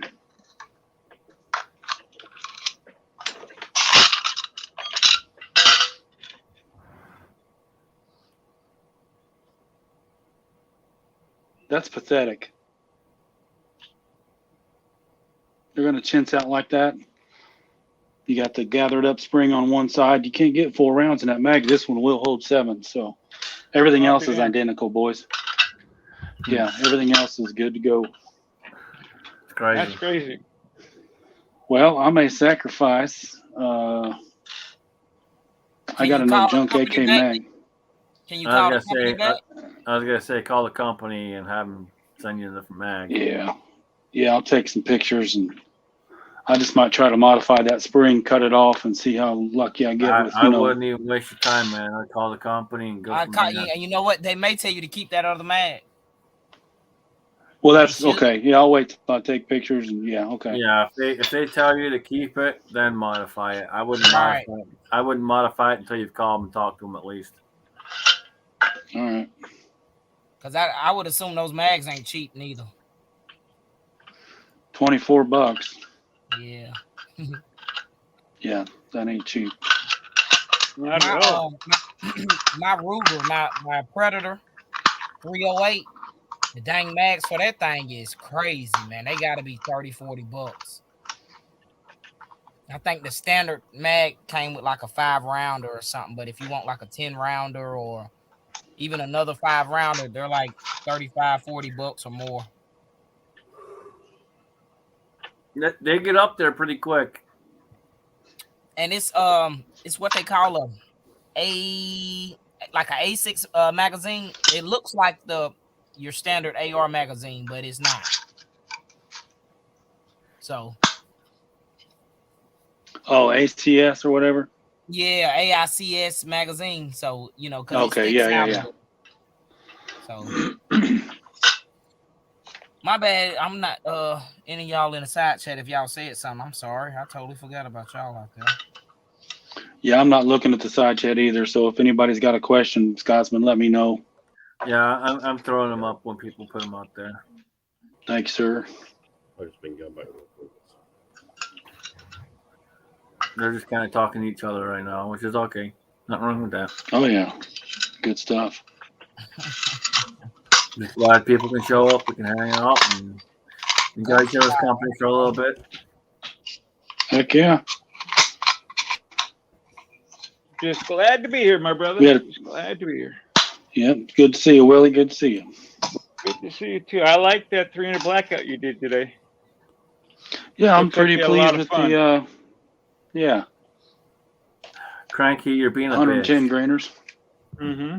You know, Cranky, you gotta stop being a little pussy ass bitch, please. We're tired What of are it. you We're doing? sick of it. Stop being a little bitch. What's Cranky doing? He's saying I'm a punk. I'm not a punk. I just tell it how it is, and you're being a bitch. So stop being a bitch. Oh, Cranky, don't be a bitch. Cranky's not a bitch. Poor Cranky. I gave him a mold, and today or last night I did an Indian giver, asked for it back. He's had it for over a year. Now I feel really bad, but I was half asleep when I wrote the text. But I really need to use the mold. I had two of them. I had a 4-cavity. Oh, hey! I had a 4-cavity and a 2-cavity. The 2-cavity disappeared. No idea what happened. Either it got grow legs and walked away. So I'm doing Grendel right now. I just blew you up really to see what you were working on. I am working on the Grendel with a lead bullet. Okay, nice. That's what I'm doing. Nice. Good deal. Hopefully it's in chamber. Where in the hell is my scooper at? Yeah, Sorry, I pulled a everyone, bunch of for bullets. seeing this messy death. Sorry, Mark. Didn't mean to talk over No, you. you're good. Just pulling a bunch of the screw up bullets that I had and gonna reload those with some stick powder, see if the primers do any different. You know, that's weird on your H110. Are you sure your cases were dry? Yeah, because there was 2 separate episodes the first time I went out. So I pretty much took the blame and thought, okay, I'm going to be real methodic and make sure I got dry cases. I waited a whole week, blah, blah, yada, yada. Took a Q-tip. I mean, seriously, and after smelling the powder, the little mud chunks, it's charred. Like it did not burn ignite. all the way. Yeah. Something that's going to be wet wouldn't. Yeah. That's weird. H110, I hardly ever do I use a Magnum primer. Me neither. I've never used a Magnum primer. Nope. I've Me tried either till this Magnums 450 Bushmaster. Uncle Jim was like, no, you got to use Magnums. So I said, okay. So I bought some Magnums, and then I ran out, and I just got away with using little ones, and they worked fine. So I never went back to them. Yep. Sorry you got to go through that. I don't understand it either, but no, it's fine. Part of the learning process. It's not. I was gonna say. I'm not hating it or nothing. It's just. And this is part of what we do. We all learn one thing at a time. Sometimes work great the first time around, and they don't work again. And unfortunately, it kind of is what it is. It sucks to say that, but we all learn. That's why we have our books and we write shit down and we learn from it. We figure out what our load is. We write it down. We write down what our bullet is. We write down this. We write down that. And record everything so that when we come back and we do the next one, whatever, we have something to base it off of. Exactly. But after all the stuff I was reading, Willie, talking about a bigger case with more air versus, a smaller case like 300 Blackout or 357 Magnum, because I don't even use Magnum primers in that load. Something No. about that bigger case. It's just weird how the chemistry works. All right, so it's New Year Central Time. So Vanessa, Kitty, Happy New Year. Yep. So All right. Happy Happy New over here. Year. Happy New Year. Yeah. Absolutely. Everyone, please be safe. Like Idaho Rogers and Jerry 1911 on the road. Yep. Be safe, guys. Yeah, yeah. people out That's there a still good load. working. That's a good load. Yep. I'll put in chamber. So Willie, what are you loading? Grindle right now. Oh, 6.5 my Grindle. bad. You just saw that. You just said that. I'm sorry. Oh, don't worry about it. No biggie. Yeah. How's that bolt working? Is that working okay? It's going in the battery. I haven't shot it as of yet. Okay. I'll be doing that hopefully the next day or two. Going to my sister's and put rounds down range. Okay. Well, hopefully it works all right. I never got to fire it, so I don't know if it works good or not. So. Sure. No, I'm sure it's going to be fine. I'm sure it's going to be more than fine. It's weird how they have different model bolts, though. I don't understand why companies do that. Unless they want you to be proprietary to or whatever, however you say it. They want you to buy their crap no matter what. Yeah. All right. When the hell is it? Yeah, some of them are.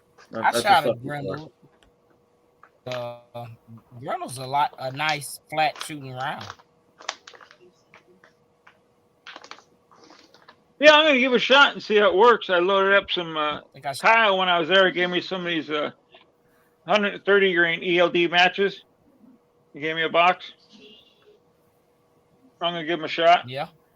Really nice looking bullet. They say it's supposed to be lighter, but I got some lead in 130, and I have some zinc in like 109. So I'm gonna give it a shot. You know me, I gotta try zinc. Might as well. Yeah, and if I can get it to cycle and work good with lead, then hell, I'll stay away from zinc or stay away from jacket. It'd be too expensive. What the hell did that box go? That's the whole point of reloading. We're trying to figure out the cheapest, best way possible. Yes, sir. Well, I got yelled at. I got yelled at the other day. James Pollard was cussing me. Man, he saw that video and said, "Why are you using full metal jacket bullets?" I remember that. Yeah. We got a question for you, Mark, and I think it's also for you too, Willie.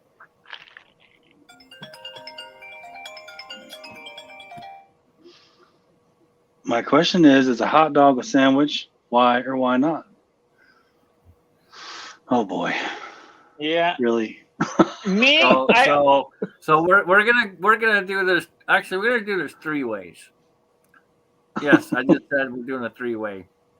So, Mark, we're gonna start with you first. All right. Is it a sandwich or not? No, but I do know one thing. It's hot dog to mouth, not mouth to hot dog. All right, Chico. Is a hot dog a sandwich? Why or why not? Say it again. Is a hot dog a sandwich? Why or why not? Damn, I don't think so. I don't think it's a hot dog. I don't know is that a sandwich or not. No, I never call it a sandwich because I guess the damn bread. But you know what? I put lunch meat on a hot dog bun and made it a sandwich, so to speak. That's a weird ass question. Who started that? Poco. Poco Loco. All right, and going out to the far side of the country, Willie, is a hot dog a sandwich? Is not a sandwich. No, sir. It's ass and lips is what it is, but it ain't no sandwich. Ass and lips. What's the He ain't wrong. Oh, God. This is why we do this right here. It's exactly why we do it. Cranky said it's not a sandwich. I didn't think so. No, there's no way, dude. It's a roll. Even if you slit the hot dog down the middle and flatten it out, it's still not a sandwich. Okay, someone needs to teach Vanessa Kitty because apparently Vanessa's got some issues. Yeah, I never. It's like somebody saying, "Hey man, hey, I'm eating a sandwich. What kind of sandwich you eating? A Frank's? Damn Frank's." I need a little more ballpark. I need a little more background on this question, Poco. What's going on? Why do you ask? What's your opinion? Come on. All right, come on, Poco. You've been called out. More background on the question. All I said is hot dog to mouth, not mouth to hot dog. That's important. Okay, now we have a real question, and it does come from Cranky. And Cranky, we can answer this real easy and real fast, and it's real simple, and it is a plain up flat fucking no. Yes, it is. It's a great firearm, and I love mine.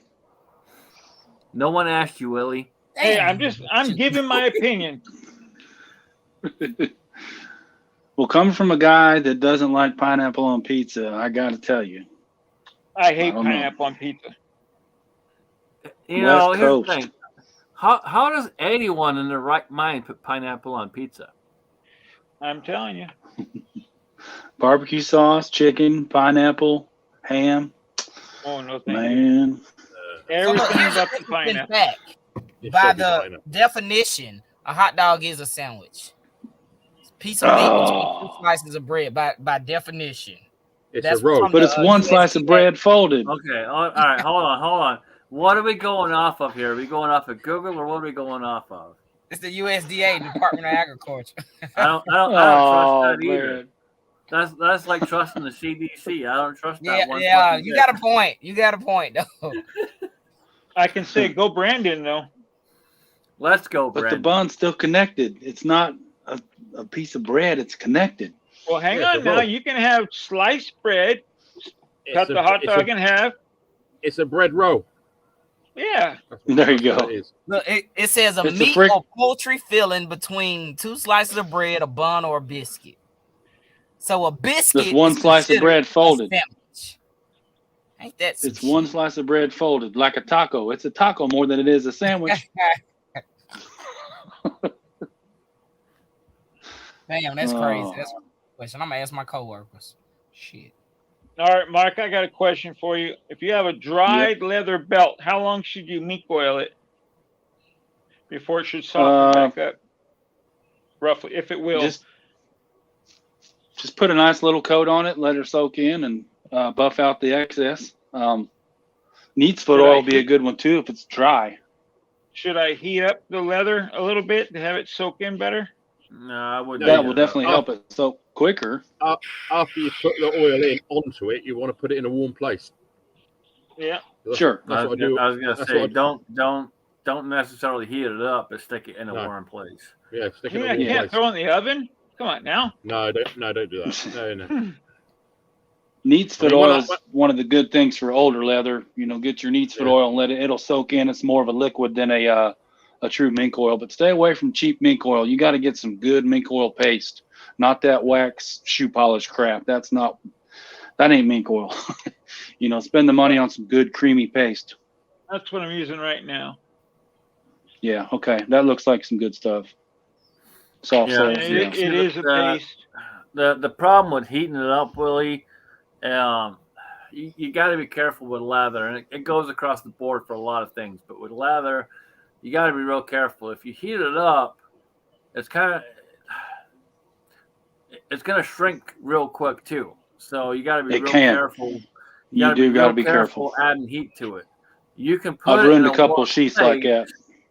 but if you put direct heat on it, you're going to heat it up real freaking quick, and it's going to shrink real quick too. Yeah. So you got to be careful with that. It's okay to stick it in a warm area, but I would not put direct heat on it. Yeah, Oh man, I was I gonna screwed up wrap a it couple in knife sheets tinfoil. like that. Go in the oven, tinfoil. And I may be wrong, Mark. I don't know, but Yeah, from my no. experience. Yeah, Oh, you don't want it to No, heat if it it's up. too hot, it'll shrink and wrinkle. It will definitely shrink and wrinkle. I have it a couple sheets I made which actually gave it a cool effect. But if it was stayed in there much longer, it would have destroyed the sheath and dried it out. You know, you're doing more harm than good when you throw it in an oven. You know, But you take a hair dryer to it, just warm it up with a hair dryer. You know, something like that. Other than that, just it'll soak in. It'll soak in. Like when I've waxed my boots in the summer, I put them in the greenhouse for a couple of days. Yeah, and There they you come go. out perfect. They come out perfect. But There I it don't is. I don't heat them up beforehand. I just rub it all in. You know, like your heat off your fingers will melt the wax into the boots. Work it in exactly. Yeah. That's what I've been doing the last couple of days. I was going to put it in my truck on my window in a black bag, let the sun warm it Now, up. Willie, I got an old gunsling that just won't come back to life. It's dry and it won't. I'm scared it's brittle enough that the weight of the gun, I don't want it to take a chance. Oh, But it's every not time I brittle. treat it, I mean, I can twist it and everything. It's not brittle. It's softer than it was, you know, sure. after 2 Yeah. days of soaking. But you Just wanna can't soften over up. oil a sheath. Yeah, you can over oil it and overdo it for sure. It'll start to rot. Well, that's good to I know. would just, before you put it on the gun, Willie, I would just let it sit for a few days and make sure there's no cracks or anything popping up. Oh, I'm not going to put it on the gun for a week or so. Yeah, I'd just wait. If you see any cracks or anything, then I would just switch it out, go to something else. Oh, I'll just buy another one. That happens. Yeah. But you can't beat an old leather sling. Who No. needs a damn No, I bipod? like You do not need a bipod. That's all No, you need. you can't beat leather, period. You know, leather holsters and all of that. You can't beat them, period. It's just, you just got to be careful with them. That's all. Everyone's wrapped up with bipods, tripods. You give me a good leather sling, I can do the same thing you're doing, in my mind. Well, Call me wrong, You but know, it's like everyone's always wrapped up on, you know, inside the waistband. I'm like, just give me a freaking good old shoulder holster. I'm good to go. You know, people get wrapped up in things that they think work better for them, but they haven't got the real world experience with it. And that's what kills me the most is, okay, you say you like this, you say you like that, but have you really put the time and effort and practice into it or no? And 9 times out of 10, right. people don't have the time and the effort into it to actually have a real world opinion. They don't have the time to train with it either. Mm-hmm. And that's the thing. You know, like for me, when I turn around and say, okay, look, I carry a 4-inch 44 Magnum in a shoulder rig. I carry a 44-inch and a 44 Magnum in a fucking shoulder rig because I've put the time in. I've practiced with it. I know it. I know the gun. I know what it's going to do. I know what to do when I draw it. I know where to point it. I know where it's going to hit. This is what you do. You take the time, you put the effort in, you practice, and you understand it. If you don't, it ain't worth it. Too many people just buy a holster off of Amazon or off of this or whatever, stick it in their freaking pants and go ahead and go start carrying and go with it. Oh, That's come not on. the way to do it. If you get your CCW, aren't you John Wick right off the back? Come on now. You know, one of the biggest things that I saw over the years, Willie, just like you said, people get their carry license and they think they're good to go. Well, I can go hunt and I can do this and I can do that. No, that's not how it works. 95% of the people that came in to get their license have never shot a gun. Never. But they expect to walk out and carry a gun. Let that sink in for a second. 95% have never carried a gun, never shot a gun, but they expect to walk out and carry the firearm after an 8-hour class. No bueno. Yep, it takes some training. It takes some training to be able to be, you know, I want to say. This is why. Kind of this confident. Is why I always say when you have, so here's one of the biggest problems I have with concealed carry trainers. Concealed carry trainers always bitch and whine and complain about, well, if the state goes constitutional carry, I'm going to lose money. How? I always ask how. I say that simply because of this. Again, 95% of people that are out there and want to carry have never really fucking shot their firearm. You're not losing any money. If you advertise properly and you have a good way of teaching people, you ain't losing a dime. You're making more money. Well, yeah, you'd end up with more people to train. Yeah, I look at it this way. The guys in my class, the people that were in my CCW, one lady's in a walker. She got a nice little Colt 1911, but she can't get it out of her purse, and she doesn't know how to. She's going to carry it cocked and locked. She's never shot a. First time she shot a gun was in my class, like you're saying, Scotsman. So I told her, just put the gun away, buy a different gun. That's not a good gun for you. Unless you're going to practice, getting that safety off and not killing yourself, having them take your gun from you. Because wait, hang on, let me sit down in my walker and get my gun out. I'm like, you got to train. And these people, Yeah. the class, they wouldn't even let them Well, touch whoever the talked gun to to her and leather. told her what to get screwed up. Yeah. And this is also Someone part didn't of the teach her problem, right. too, Someone didn't give her the proper education to make a good choice. I've said this many times over the years too. A lot of times the trainers are the problem too. Oh yeah, these both my guys were. What were they? They work for the police. Not police department. They're They work in the sheriff's department at the jails. They And only care about putting a dollar in the dime. That's all they care about. They don't care about nothing else. they kept telling everyone, know what's around you. Get situational awareness. And I asked them, I said, any of you been in a shootout before? And they're like, no, I've never fired a gun in anger. I said, first thing I tell you what, I've been in the military and I've shot at people. And what happens? Your vision goes from this to this. I don't care how good a shooter you are. You're going to tunnel vision. And then you're going to get your witnesses, you'll get your sense back and realize to check around you. But don't tell me that they're going to be, again, John Wick, Well, here's the thing, Willie. So, like, I've been to multiple classes over the years, done multiple different trainings. And so, like, last year I went to one, and I spent a lot of money on it. I'm not going to say how much, but I spent a lot of money on it. And I drove 8 hours to get there for the class. And it was a 3-day class. And on day 3, we did basically we did a someone's breaking in your house situation, and get to it as quick as you can, call the cops, blah blah blah, so on and so forth. If you got to pull the gun and shoot. You know what they told me, Willie? So walk through the house. After I fired 3 rounds,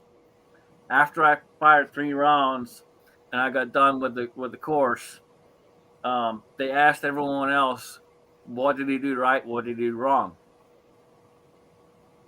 And everyone's looking like nothing. You know what the instructor said I did wrong, Willie? What's that?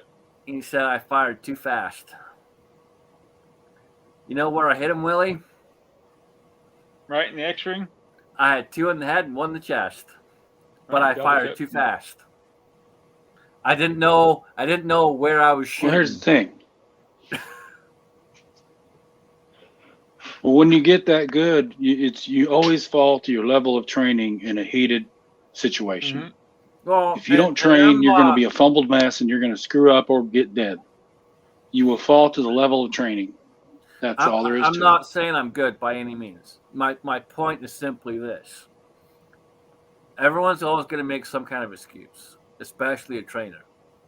You're in classes, make sure you're in a good class. Make sure you have a good trainer. Because make sure your trainers know what the hell they're doing. Well, he had an ego. Because they have an ego. This is the problem. He had an ego problem. That the ego was they didn't want to admit that I did what I had to do. And unfortunately, there's trainers out there like that. And so it took me a minute because I'm sitting back there going, okay, well, as far as I can tell, I did everything I was supposed to. Everyone else is out here saying I did what I was supposed to.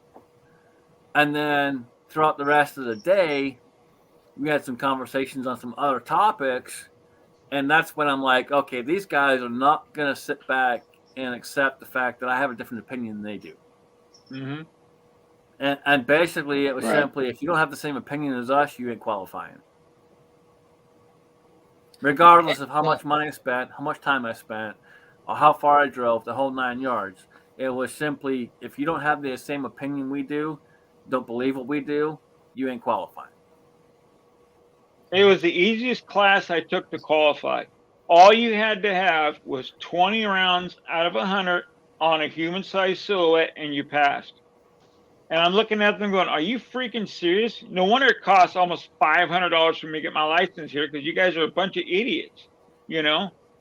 Because like you're saying, everyone went up, they were just banging on that trigger, banging on that trigger. I'm like, okay, guys, we have no time limit. You have 100 rounds to shoot. Slowly rhythm down, getting a good pace, good sight pictures, squeeze the trigger nice. Everyone's up there, bang, bang, bang, bang, bang. You know, by the time I got there, it was getting dark. People had turned their headlights on for me to shoot, you know? I was just like, give me a break. Well, it goes back to muscle memory with anything. I remember teaching, guys that come onto my carpet crew in the beginning, you kind of let them watch and do things while you're doing stuff. And they say, man, you're fast. I says, yeah, well, I didn't get here overnight. It becomes muscle memory, just like with shooting, you fall to that level of training. It takes a long time. And what you're doing in a defensive situation is muscle memory. You're not thinking. Oh, no. You have taken over in fear. That's the thing, man. I didn't think about what I was doing. I went to instinct and did what I had to do. You get to a point where you can think a little bit, but yeah, you have to. Yeah, it becomes muscle memory. Here we are. We're in this situation. Okay, I gotta grab my magazine. I gotta load my gun. I gotta rack my gun. I gotta pull the trigger. And my only thought was get the mag in as far as I can. Make sure I rack it and make sure I put it on target. And that's all I did. And it all came right from muscle memory from everything I practiced over the years. But I was too fast and too accurate. When I'm shooting at my still, I'm at the still challenge, and I'm telling people they're coming back. They haven't shot in like 10 years. They say, if you don't use it, you lose it. Oh no, that's wrong. I'm like, bullshit, it's wrong. Here's the thing. So this is how I teach, and you can take it for what it's worth. But this is how I teach people. I teach people this one simple rule. And it is a very simple rule. I don't care how many rounds you got. I don't care if you carry a revolver. I don't care if you carry a semi-auto. You empty that fucking gun, and if you have to reload it and keep on shooting, you fucking do so until the threat is done, period. There is no ifs, ands, or fucking buts. Until they stop fucking moving and coming at you, you keep loading and you keep fucking firing, period. Here's one more thing, and I don't mean to keep talking over everyone, but if you have a CCW and you don't have some type of insurance on you, each bullet's $100,000, basically. If you don't kill them and they find out you're 50-50 at liable, you're going to lose everything you own, possibly. So you guys better have a good insurance on your ass backing you up, because when you get arrested, and you will get arrested, it's going to cost money to get you out. I hope you got a lawyer on retainer. And I'm glad you kind of brought that up, Lee. So one thing to be aware of, guys, if you do get in a shootout, you want to be prepared to be arrested, because you will get arrested. You will get taken to jail one way or another. You're going to end up going to jail. It's super rare that you don't. And so be prepared for that. And then the next thing is don't talk. Yeah, when you call 911. You say, I've been in a shootout here, and hang the fuck up, because they'll ask you to hold on, and they're recording you the whole time, whereas other people in the background, oh, you shouldn't have shot him. Why'd you shoot him? And you're answering questions to them. They're recording you through the whole thing. Yep, keep your mouth shut, hang up, call your lawyer, and be lawyer. Now, when they come up to you, just say lawyer. Don't say shit. Just say lawyer. I have a lawyer coming. That's it. Don't talk. I know it's going to be hard to say that. It's easy for me to sit and say lawyer. I'm going to be all pumped up with adrenaline also, No, that's the thing, James. Like I was, and I wasn't even trying, but I was stupid on target. And it was with a firearm that I'd only had, I don't know, 3 months, 4 months, maybe. I still hadn't got 500 rounds through it yet. I'll be back. My son's alarm's And going off. I was still doing pretty fucking decent with it. But Wait, yeah, I'm gonna play devil. The guys telling me that I shot too fast and too accurate. I'm gonna play devil's advocate here, Scotsman. In that class, you probably had some experience, but mainly you probably, and I don't know, I'm assuming no experience, but maybe this guy's mentality was no experience in his class. So he didn't want to set the example. Well, look at that guy. He went up there and bam, bam, bam. Well, not everybody can do that, but maybe in his mind, he made that an example of what not to do if you're unexperienced. But if you're experienced, more power to you. You just probably shouldn't have been in that class in the beginning because you already had what you needed to have.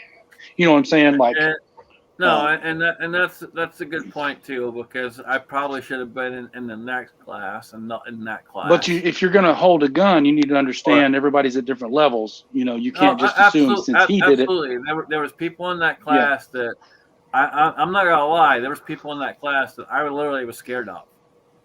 Yeah, that's my point. He was right. I'm standing in the line, and I can see what they're doing halfway down the line, going, I don't want to get fucking shot. Right. Yeah, I've taken a few classes where they had a prerequisites of you got to take the intro, and I'm like, I emailed the guy who was, you know, offering the class. I said, look, I've been shooting a long time. You know what I mean? I was like, I'm a gun owner. I said, I'm a reloader. You know, I was like, do I still got to take this intro? So he asked me a couple questions like, how long you been shooting? This. You understand the firearm? You know, the rules of firearm safety and He was like, okay, you don't have to take the intro, because I was like, I feel like that's gonna be. Yeah. And see, like for me, it wasn't gonna be bad, but it was gonna be stuff that I already knew. Like the intro was like new gun owners. I was like, I'm not a new gun owner. Well, see, like for me, Chico, and this is kind of where I was at too. When I walked into this class, one of the biggest things that surprised me is they never asked anyone their experience. Yeah. No one. Almost every class I've been at, I'm standing there. They asked that. I'm standing there going, okay, so we literally have 15 people here. You've not asked a single fucking person what their experience is. You're going to throw them up on the line, put a gun in their hand, tell them to load the fucking gun, and you have zero idea of what any one of them's capable of. Right, yeah. And I'm sitting here going back in my mind as a trainer going, what the fuck? So that lets you know, man, it's all about the money sometimes. And unfortunately, that's what it was. It clearly was, because, again, when I got down to it, day 3 is like, yeah, you did this too fast, you did this, you did that. Like, dude, pretty sure I did what I was supposed to do. I'm sorry you didn't like it, but, you know, I'm sorry maybe everyone else here can't do what I did.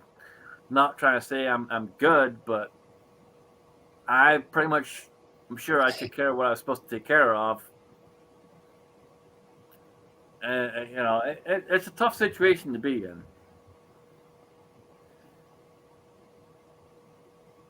Unfortunately, there's a lot of trainers out there like that. You know, like I said, I got into it with them at some points too throughout the rest of the class that day. Back and forth about both eyes open, not open, and some other stuff. And it was just kind of ridiculous. Like they were not open, even though when we got there, they're like, we're open to comments, we're open to conversation, and so on and so forth. They weren't. They really fucking weren't. Yeah, that's how some folks are, man. They just bullheaded. Speaking on that about both eyes open, you know what? When I first transitioned to both eyes open, it's been some years now. I mean, at least 5 years. At first, it was taking some adjustment, but now I feel weird as hell if I try to close one eye shooting a pistol. You know what I mean? Right. It's like I keep both eyes open. And the only time and actually even when I shoot my rifle, sometimes both my eyes open. So and it's just it depends on what rifle it is. If I'm shooting my bolt gun, I probably got one eye closed. You know what I mean? But I'm I'm bench shooting. But even if I shoot my AR, both eyes open. You know, so but some people will have, just like you were saying, y'all had conversations or some disagreements or some different opinions about that. Some people say, no, you shouldn't do that. And I was like, the hell if you shouldn't, because I want to see what's it, because I'm right-handed, right-eye dominant. I want to see, it's my right eye. I want to see everything this way. Well, see, and that's the thing. Like, we went up to, and so okay, so about halfway through that third day, we went up to do another shoot, and they had everyone on the line, and basically they're like, okay, I need you to close one eye, and we're going to shoot this way because I'm going to show you this. Yeah. And I looked at the guy, and I'm like, dude, that's not how I shoot. Right. And he It kind of feels looks at weird me and to he's do like, it. no, I need you to close one eye. I'm like, no. Yeah. I shoot with both eyes open. I don't have a problem with it. This is how I've done it. This is how I teach people. And so we got into it for a minute, and then they went ahead and went to go through it, and I did it the way I do it. I kept both eyes open, and I was the only one out of everyone out there that was where I was supposed to be. And then they try to turn around and go like, okay, so we're looking at these targets, and can you tell the difference in the targets? Because basically, if you look at the ones that try to keep both eyes open versus the ones that close one eye, you'll see that when you have both eyes open, you have a ghost going on this eye, and it causes you to go this way or it causes you to go that way. And I'm standing there going, dude, I'm dead fucking center. Like, come on, man, really? Yeah. I mean, I'm left eye dominant, but I was always taught over here to shoot with both eyes open. No one ever told me, "Oh, just close one eye and it'll be okay." No. I mean, and that goes back with the Air Force, the Army, whatever, you know. Yep. No one ever told me, "Oh, shut one eye." You know, always shoot with both eyes open. I'm pretty much the same way as Chico. If I'm shooting a bolt gun, yeah, I may close one eye when I'm shooting the bolt gun, but generally, both eyes are always open for the most part. And that is, and you know what? For me, that is, everybody gonna be different. But for me, that is, especially with my pistol, I want to see if any other threats or something's running, to possibly injure me or cause harm to me. But even with my AR or my AR pistol, because I got a red dot on it, even if I didn't have a red dot, if I had iron sights, I'm still gonna shoot with both eyes open. Because that's like with the red dots. I don't like these micro dots because they're not giving you a big enough sight picture. I like the aim point comp 4 is about the right size that I like. Anything like these little tiny ones, you're looking down a real narrow tunnel, and you're not seeing what's left and right of you. You know. Yeah, you're gonna be like tunnel vision. Especially if you got one eye closed and you're looking.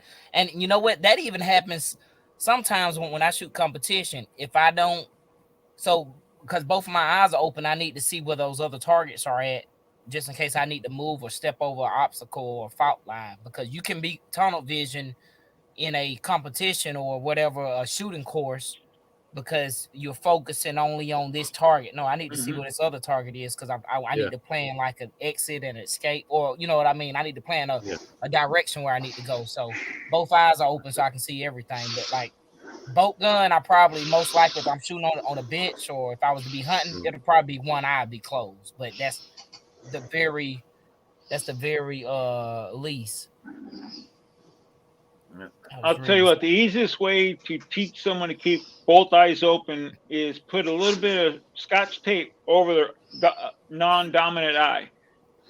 Your eyes will be open and it'll blur out that eye enough where you're getting more. Because if you close one eye, you're weakening your vision right off the bat. You're going to wear your eye out tremendously. That's why, as a sniper, they're smacking on the back of the head, both eyes open, because you want to see the splash also. Here's the big thing, and I try to explain this to people, especially when I'm teaching people too. When you take that firearm and you push it out, where are you pushing it? You're pushing it center. Mm-hmm. If you're pushing it center and you close one eye, what's going to happen? It's going to move. Depending if it's your non-dominant eye. You're going to push it to the other side instead of keeping it center. Yeah, it's all peripheral. But just like if I'm looking right here now, both my eyes open. and I can see my door over here and my refrigerator and all. But as soon as I close this eye, the only thing I can see is light. I can't see the door over here. I can't see the refrigerator over here. As soon as I open it up, I can still see it. You know, and so that's just, I need to see my field of view needs to be as wide as possible. Plus, with both eyes open, with a rifle, you can see the splash if you miss. If it's Correct. a good enough terrain, you Yep. can actually see the splash and take a second shot. You know. Exactly. Yeah, you know, a lot of people gonna have different, just like what Scotsman was talking about. You get these instructors, and it might be only about the money. And I've taken, even since I've been doing competition shooting, I still take training courses, and I take training courses from like competition shooting instructors, and all the information they give me is good. You know, luckily I haven't had anybody like Scotsman has, who's, you know, to try to change your whole routine and be valid. You know what I mean? And have good reason to be valid. Yeah. A good trainer is going to see your skill and develop your skill individually, not just treat you like a number in the crowd. Correct. Yeah. Well, and that's the thing, man. It's, you know, and I'm not saying I was the best in the class by any means, but if you have someone that is stepping up to the next level, instead of telling them they're doing something wrong, it should be taking them and helping them help the rest of the class. Yeah. It shouldn't be fucking single them out, tell them they're doing something wrong, and, you know, belittle them and so on and so forth. When one of the biggest things as a trainer, and this comes from not just firearms side of things, but as a martial arts trainer too, and teaching people how to defend themselves in general with your hands, your feet, and so on and so forth, it's making sure you're confident. One of the biggest things I can teach you is confidence, and making sure that you feel that you can do what you need to do, period. If you don't feel that, it goes back to 90% attitude. I ain't succeeded. So for me, if I'm teaching you on the range, for example, and I'm teaching you how to shoot, and, you know, you're having issue after issue after issue, and I can't help you physically, mentally get your mental position where it needs to be, then I failed as a trainer. That's where I failed. And this is the problem with trainers today, is most of them will just keep pushing you and pushing you and pushing you, and won't actually try to correct the situation. Why? Because they're all about money. Yeah, try to answer Kitty's comment right there. That's pretty tough. So, all right. So, yeah. So, for example, and that's a great point, Vanessa. What's the question, Scotsman? Developing macular degeneration in the left eye. So, okay, so gotcha. some people do have problems with their eyesight. Some people have problems with their grip. They have problems with the left hand. They have problems with the right hand. Speaking for myself, for example, Vanessa, you know, I'm missing a finger in one hand. So my grip's not the same as it used to be. But the thing with, and Chico can attest to this, is simply this. You adjust to what you have in front of you. And Chico, you know, has a child who has some issues. And I hate saying issues. I hate saying it that way, brother. Don't take it the wrong way. No, it's okay. Challenges or whatever you want to say. Challenges is probably a better word. Thank you. He has some challenges. And, you know, I've met him many times over. And the kid consistently succeeds. You know why he succeeds? He succeeds because he's got Chico behind him, and he's teaching him and following how he operates and works with him in that situation. So for me, when I'm teaching someone and they have some kind of physical disability or some kind of mental disability or whatever it may be, you have to adjust yourself to that situation. Yep, that's true. And if you're not attached to that, if you can't see that when that happens, you're not a good trainer. You're not, period. Exactly. You're not a good trainer. You're not a good teacher. You're not a good dad, any of that. Anyone that separates them, is dealing with that kind of situation should be able to see it and see it quickly and attach to the point where they can adjust themselves and figure out what needs to be done to make it work. So for me, I've taught people that have problems with hands. I've taught people that have problems with eyes. You name it. I've had so many different people over the years. When I grew up in Nashville, I worked with my mother. My mother worked with elderly women who had all kinds of problems, dementia, you fucking name it. And I helped them. I grew up doing that stuff. And I think a lot of that kind of transfers to me today as a man, as how I am as a man today.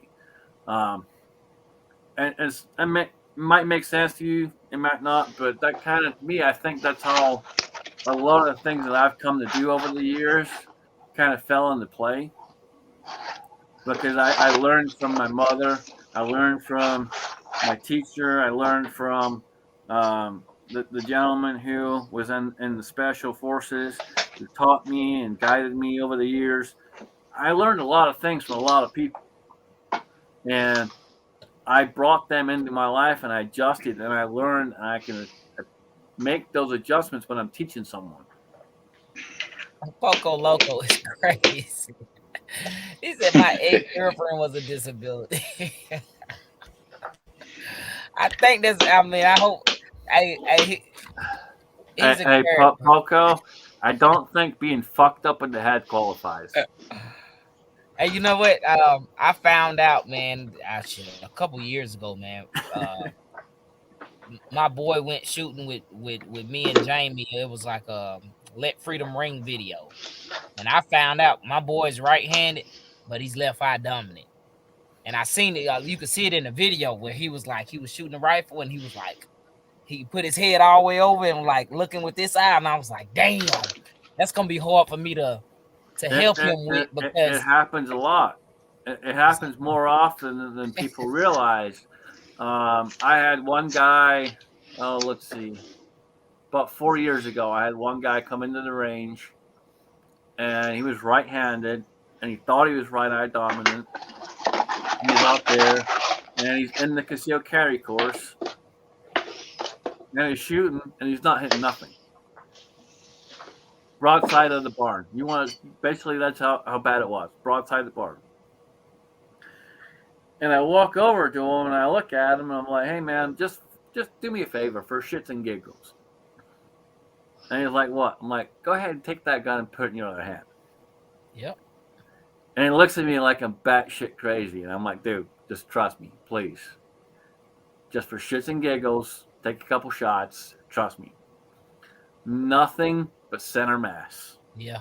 I'll tell you what, my best friend, she's sheriff down here in my county, and she's right-handed, left eye dominant. And when she first got to be a sheriff, they had her training, and she shoots left-handed. The trainers train her like that. It was like, because you're right-handed but you're left eye dominant, you're gonna do better shooting with your left hand, because it's hard to transition even with a pistol to well, the problem is you're forcing your body to do something your body's not used to. Not used to, right? So, I mean, she can shoot, but she's like, because one time me and her was at the range, and she's a sheriff, she shoots good, right?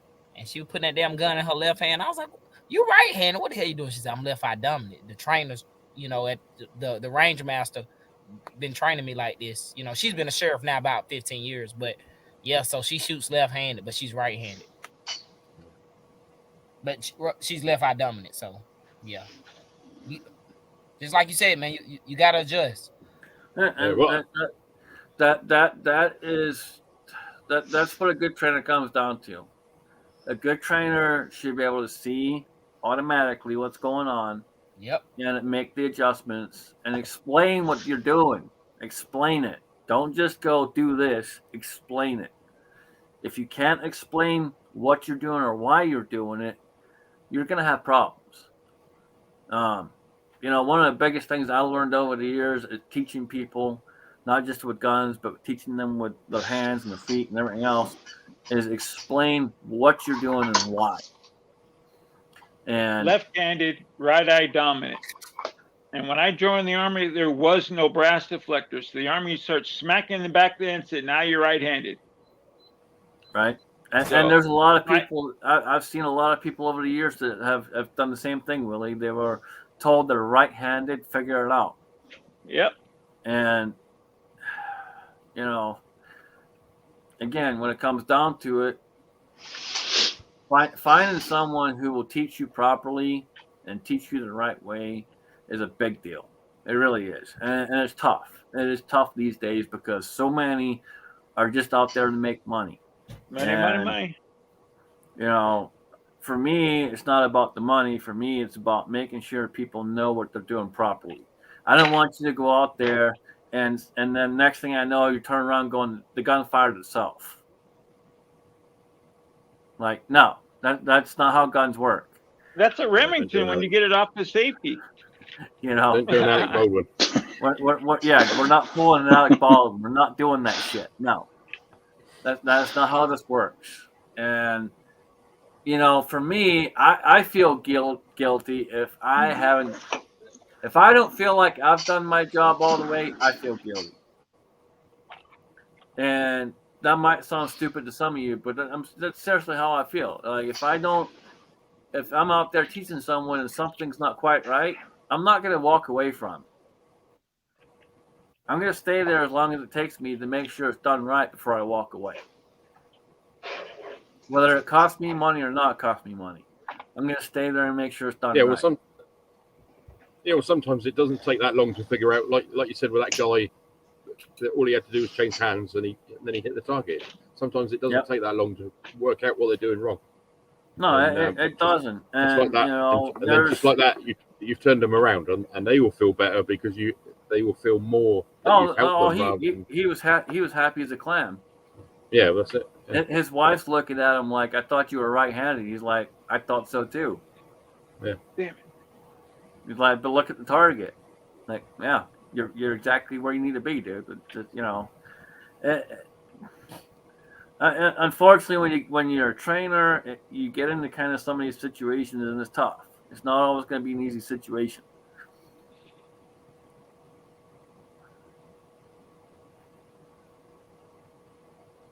I wish they were all easy. I wish they were all super easy to do and walk away from, but they're not. Last year I went and taught someone for free. I didn't charge them any money. I drove 5 hours one way and 5 hours home. But I drove out there to help them and teach them. I didn't charge them any money. You were doing ankle porn. Come on now. The point was to make sure that they were safe. And by the time I was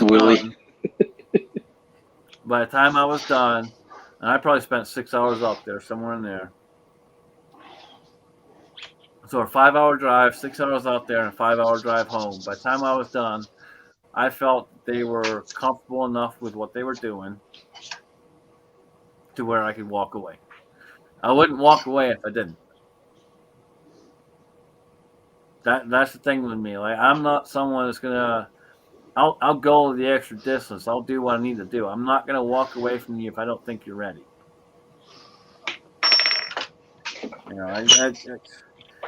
As a trainer, it's tough sometimes because, again, so many of people out there that are certified trainers just do it for money. I'm out there to make money. That's our ultimate goal. We're all here to make money. But at the end of the day, my ultimate goal is to make sure you're safe. Do I want to be paid? Yeah, I want to be paid. But at the end of the day, if I'm being paid and you kill yourself, I'm not going to feel good about that. I want to make sure that you're safe, I'm safe, and I'm still getting paid. Otherwise, it ain't worth it.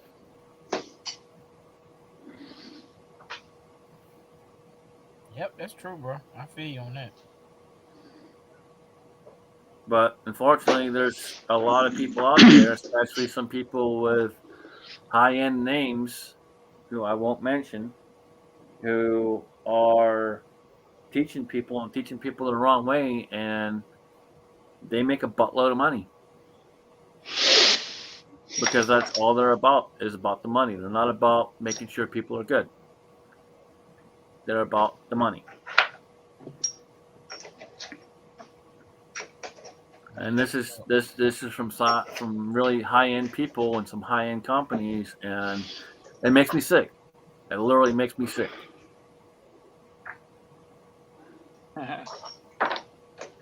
What's up, Pat? I see Pat out there in Fine 8. Thor's X too. Hey guys, happy New West Year. Coast. Yep, that's Fine 8. Dorzax, what's up, brother? Pat, good to see you, man. Happy New Year to y'all. Absolutely. We're just yabbering away. You guys get questions, whatever, you throw them out there. We'll probably go for another 10, 15 minutes, something like that. Whatever you want, buddy.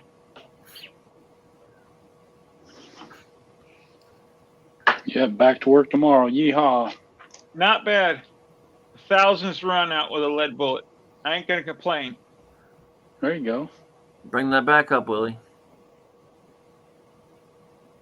There you go. Sweet. 140 Nice, grain. Actually, no, this is the zinc bullet. This is 109 grains. Nice. And then Nice. that's the 140 ELD match. Everyone says 140 is too big for it, and they're probably right. But I seen Johnny do it, shoot him. So what the hell? Kyle gave me the bullets. Figured it doesn't hurt to try. What was your barrel? Nothing ever hurts to try, man. You know what? Single Shot traded me a barrel that Kenny gave me. Kenny gave me a 5.56 Wild barrel, and Single Shot really liked it, and it was just a spare barrel for me, so I traded him. So I have no idea. I never even looked at the manufacturer of this barrel, to be quite honest with you. I'll find out how it shoots when I get to the range in a couple of days. How many of those did you load up? I've only done 10 of the jacketed. I'm going to do 10 of the zinc and 10 of the lead at different grains. Just a couple to see how they fire. Because I mainly want to do lead if I can, because I'm a broke bastard. Buying jacketed is expensive. Yep. Yeah. Prices are getting really stupid right now. I got a text from Daniel yesterday about some powder, and he's like, it's like $38 for a pound. And I'm like, damn, dude, that's like twice what the price was before. Yeah, I know, but $38 a pound where I'm at, all day long, I'll buy it. All day. Yeah, it's only up it's like up $10, $9, That ain't nothing. Yeah, it's like double what it was. I'm like, I'm. Yeah, I heard you say that on Jamie, the Georgia chat. I heard you talking about it's double. Yeah, and that sucks. I'll walk away for now. I'll keep looking, see if I can find it somewhere else. If I can't find it somewhere else, maybe I'll go get it. But I'm not gonna try and spend that if I don't have to. No, I got you. 100%. Some powders are really expensive here. I mean, I still got other powders I can use. It's just I like that powder for 44 mag. So unique. Yeah. I'll see what I can find for you. I might have a pound of it here. I can send you possibly.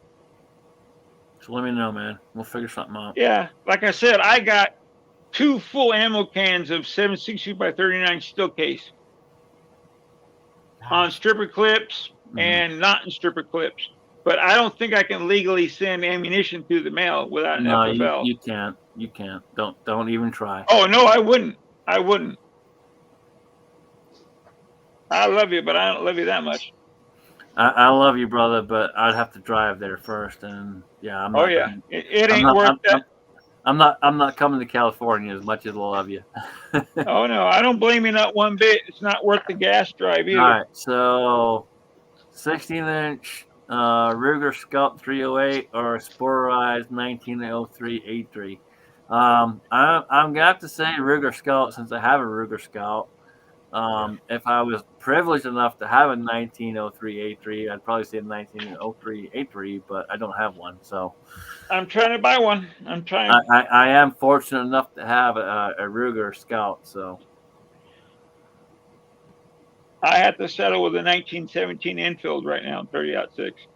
I do need to put a scope on that scalp. Right now, it's just iron sights, but it's accurate. I bet it is. I got that. I got that for a freaking stupid price years ago. Okay, now I know you guys mentioned this on the Georgia chat, but are you going to sign up for a Rumble account, Scotsman and Chico? I'm on there. I got content already. Oh, do you? Okay, I think I did sub you. That's right. Yeah, I did sub you. I'm Got sorry. 3 videos up there already from tonight or from today, whatever. Cool. I'll have to watch them. I put a couple of ones I had in my phone. See, the thing is, when I upload it to YouTube, I just delete them out of my phone. I don't have them anymore because I didn't need. What was it? Odyssey automatically brings it from YouTube for me, so I don't worry about it. Yeah. Yeah, I always save I mine to a hard drive. I had some unique. I didn't realize how low I was on it, and I ended up sending some to someone else that needed some. And then the next thing I turn around, I'm like, oh shit, I don't have any. Like, oh well. Didn't realize I was that low. You know, Yeah, that's a no shit moment. Yep, shit happens. Oh yeah. Yeah. It's all right, you know. I'm okay with it because I was taking care of someone else, and someone else is learning from it, so no big deal. Matter of fact, GGW found me 65 pieces of Grendel, and I bought 60 some pieces from Red Raider Reloading, but he trimmed them down to the 6 arc. So I'm gonna have to stretch them back out. It'll take a while to stretch them, but I'm thinking about doing some trail boss just to pop them with lead, just to start stretching them with cheap powder. You know. I know I have great powder. I know I have some. I know I have probably 20 or 30 rounds, maybe even 50 rounds of it. I'll find it. Don't worry I'll send about it to you. Don't if you I'm you not. find I don't need cool. it. So if you come across it, I I don't need it. appreciate it. I just got to sort it. It's mixed in with some other stuff. 49 pieces. He just told me. Thanks, Joe. Yeah. Once I sort it, I'll send it to you. Yeah, no problem. I've got it because I sent you that bolt. Yeah. But I also sent someone else a barrel and all the rest of it because I wasn't gonna do it. I attempted it and it didn't work out for me the best way I wanted it to. So I Was was it like, just not shooting accurate, or what was it? What was the reason? I was just having some problems with the accuracy, and I wasn't having good luck with the company I was talking to. And so I was just like, you know what, screw it. We'll just help some other people out, move on, and go to a different appreciate it. So I already switched everything over to the 224 Valkyrie a while back, but I know I have the 6.5 brass somewhere. What pisses me off is what Tin Man's going through with RCBS. They won't help him with that brand new moldy bot. That's jacked up. Yeah, it is. That's crazy. Especially when I was listening to one of their reps on the live stream one day saying, "Oh yeah, we warranty all of our molds. If you need problems, give us a call." You know, I mean that's crap. It's crazy when companies do that, man. You know, I've dealt with so many over the years. It's unfortunately every now and then you come across those companies, but it just sucks. Yeah, but RCBS. Well, and that's the thing. It's like I called Dylan one day, and the first person I got was an asshole when I called Dylan. Yep. So I'm on the phone with Dylan, like, hey, my case feeder's not working right. And I'm like, what do you mean it's not working right? I'm like, it ain't fucking moving. They're like, well, what did you do? I'm like, I didn't do anything. I put some fucking brass in it, and it ain't moving. And they were being assholes, and finally they transferred me to someone else. And the guy's like, so what's going on? I'm like, hey, man, look, I'm straight up being honest with you, man. I threw some brass in there. It was running great. Ran for about 5 minutes. I threw another handful of brass in, and it just stopped dead. Like, I don't know what happened. They're like, all right, I'll get you a new one in the mail. Send that one back. As soon as we get the other one back, you won't be charged. Great, that works. Yeah, But I called. But the first person I got was a complete fucking tool bag. Yep. I called Dylan about I needed a new large. Okay, in the Dylan, they have the metal tube that in case the primers blow up, you have the inner tube. Yep. I needed the large inner tube. I think I sent it to Jerry 1911 on accident when he bought that RCBS hand priming system from me. I didn't want to not ship tubes to him, so I think I misshipped him that tube. So I called up Dylan and they're like, okay, it's $25. I'm thinking, okay, that's cool. I called back an hour later because there was a couple little plastic nipples I need for them. He goes, oh yeah, we'll warranty everything. I'm like, well, the lady before me charged me. He goes, yeah, if you got me, I wouldn't have charged you for anything. I'm like, well, then credit me back what she did. Oh, we can't do that. She already got you, you know? Yeah. That's the sucky part, man. It all depends who you get.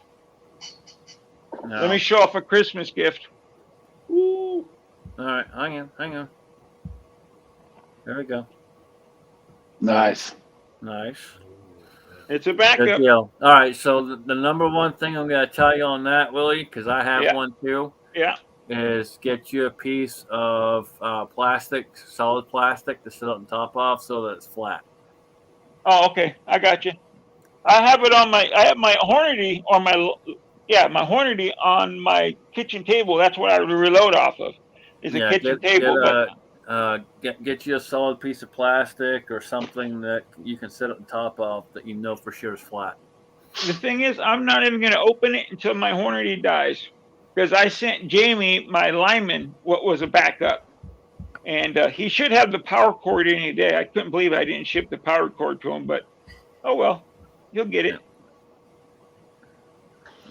All right, I think we're gonna go ahead and end this, guys. I appreciate everyone out there. It's been a good chat. Happy New Year to everyone. Happy New Year to everyone out there. We'll go through the room. Chico, what you got, brother? Oh yeah, man. Thanks for sending me the link, brother. Happy New Year to everyone out there in the side chat. I hope everyone has a great and wonderful, prosperous New Year, and we'll plan to see you on the next one. So I'm just gonna continue doing what I'm doing. I'm doing a lot of dry firing for my competitions and stuff like that, and y'all will hopefully see some more videos at my next match. So and probably won't see no reloading on YouTube because they be tripping.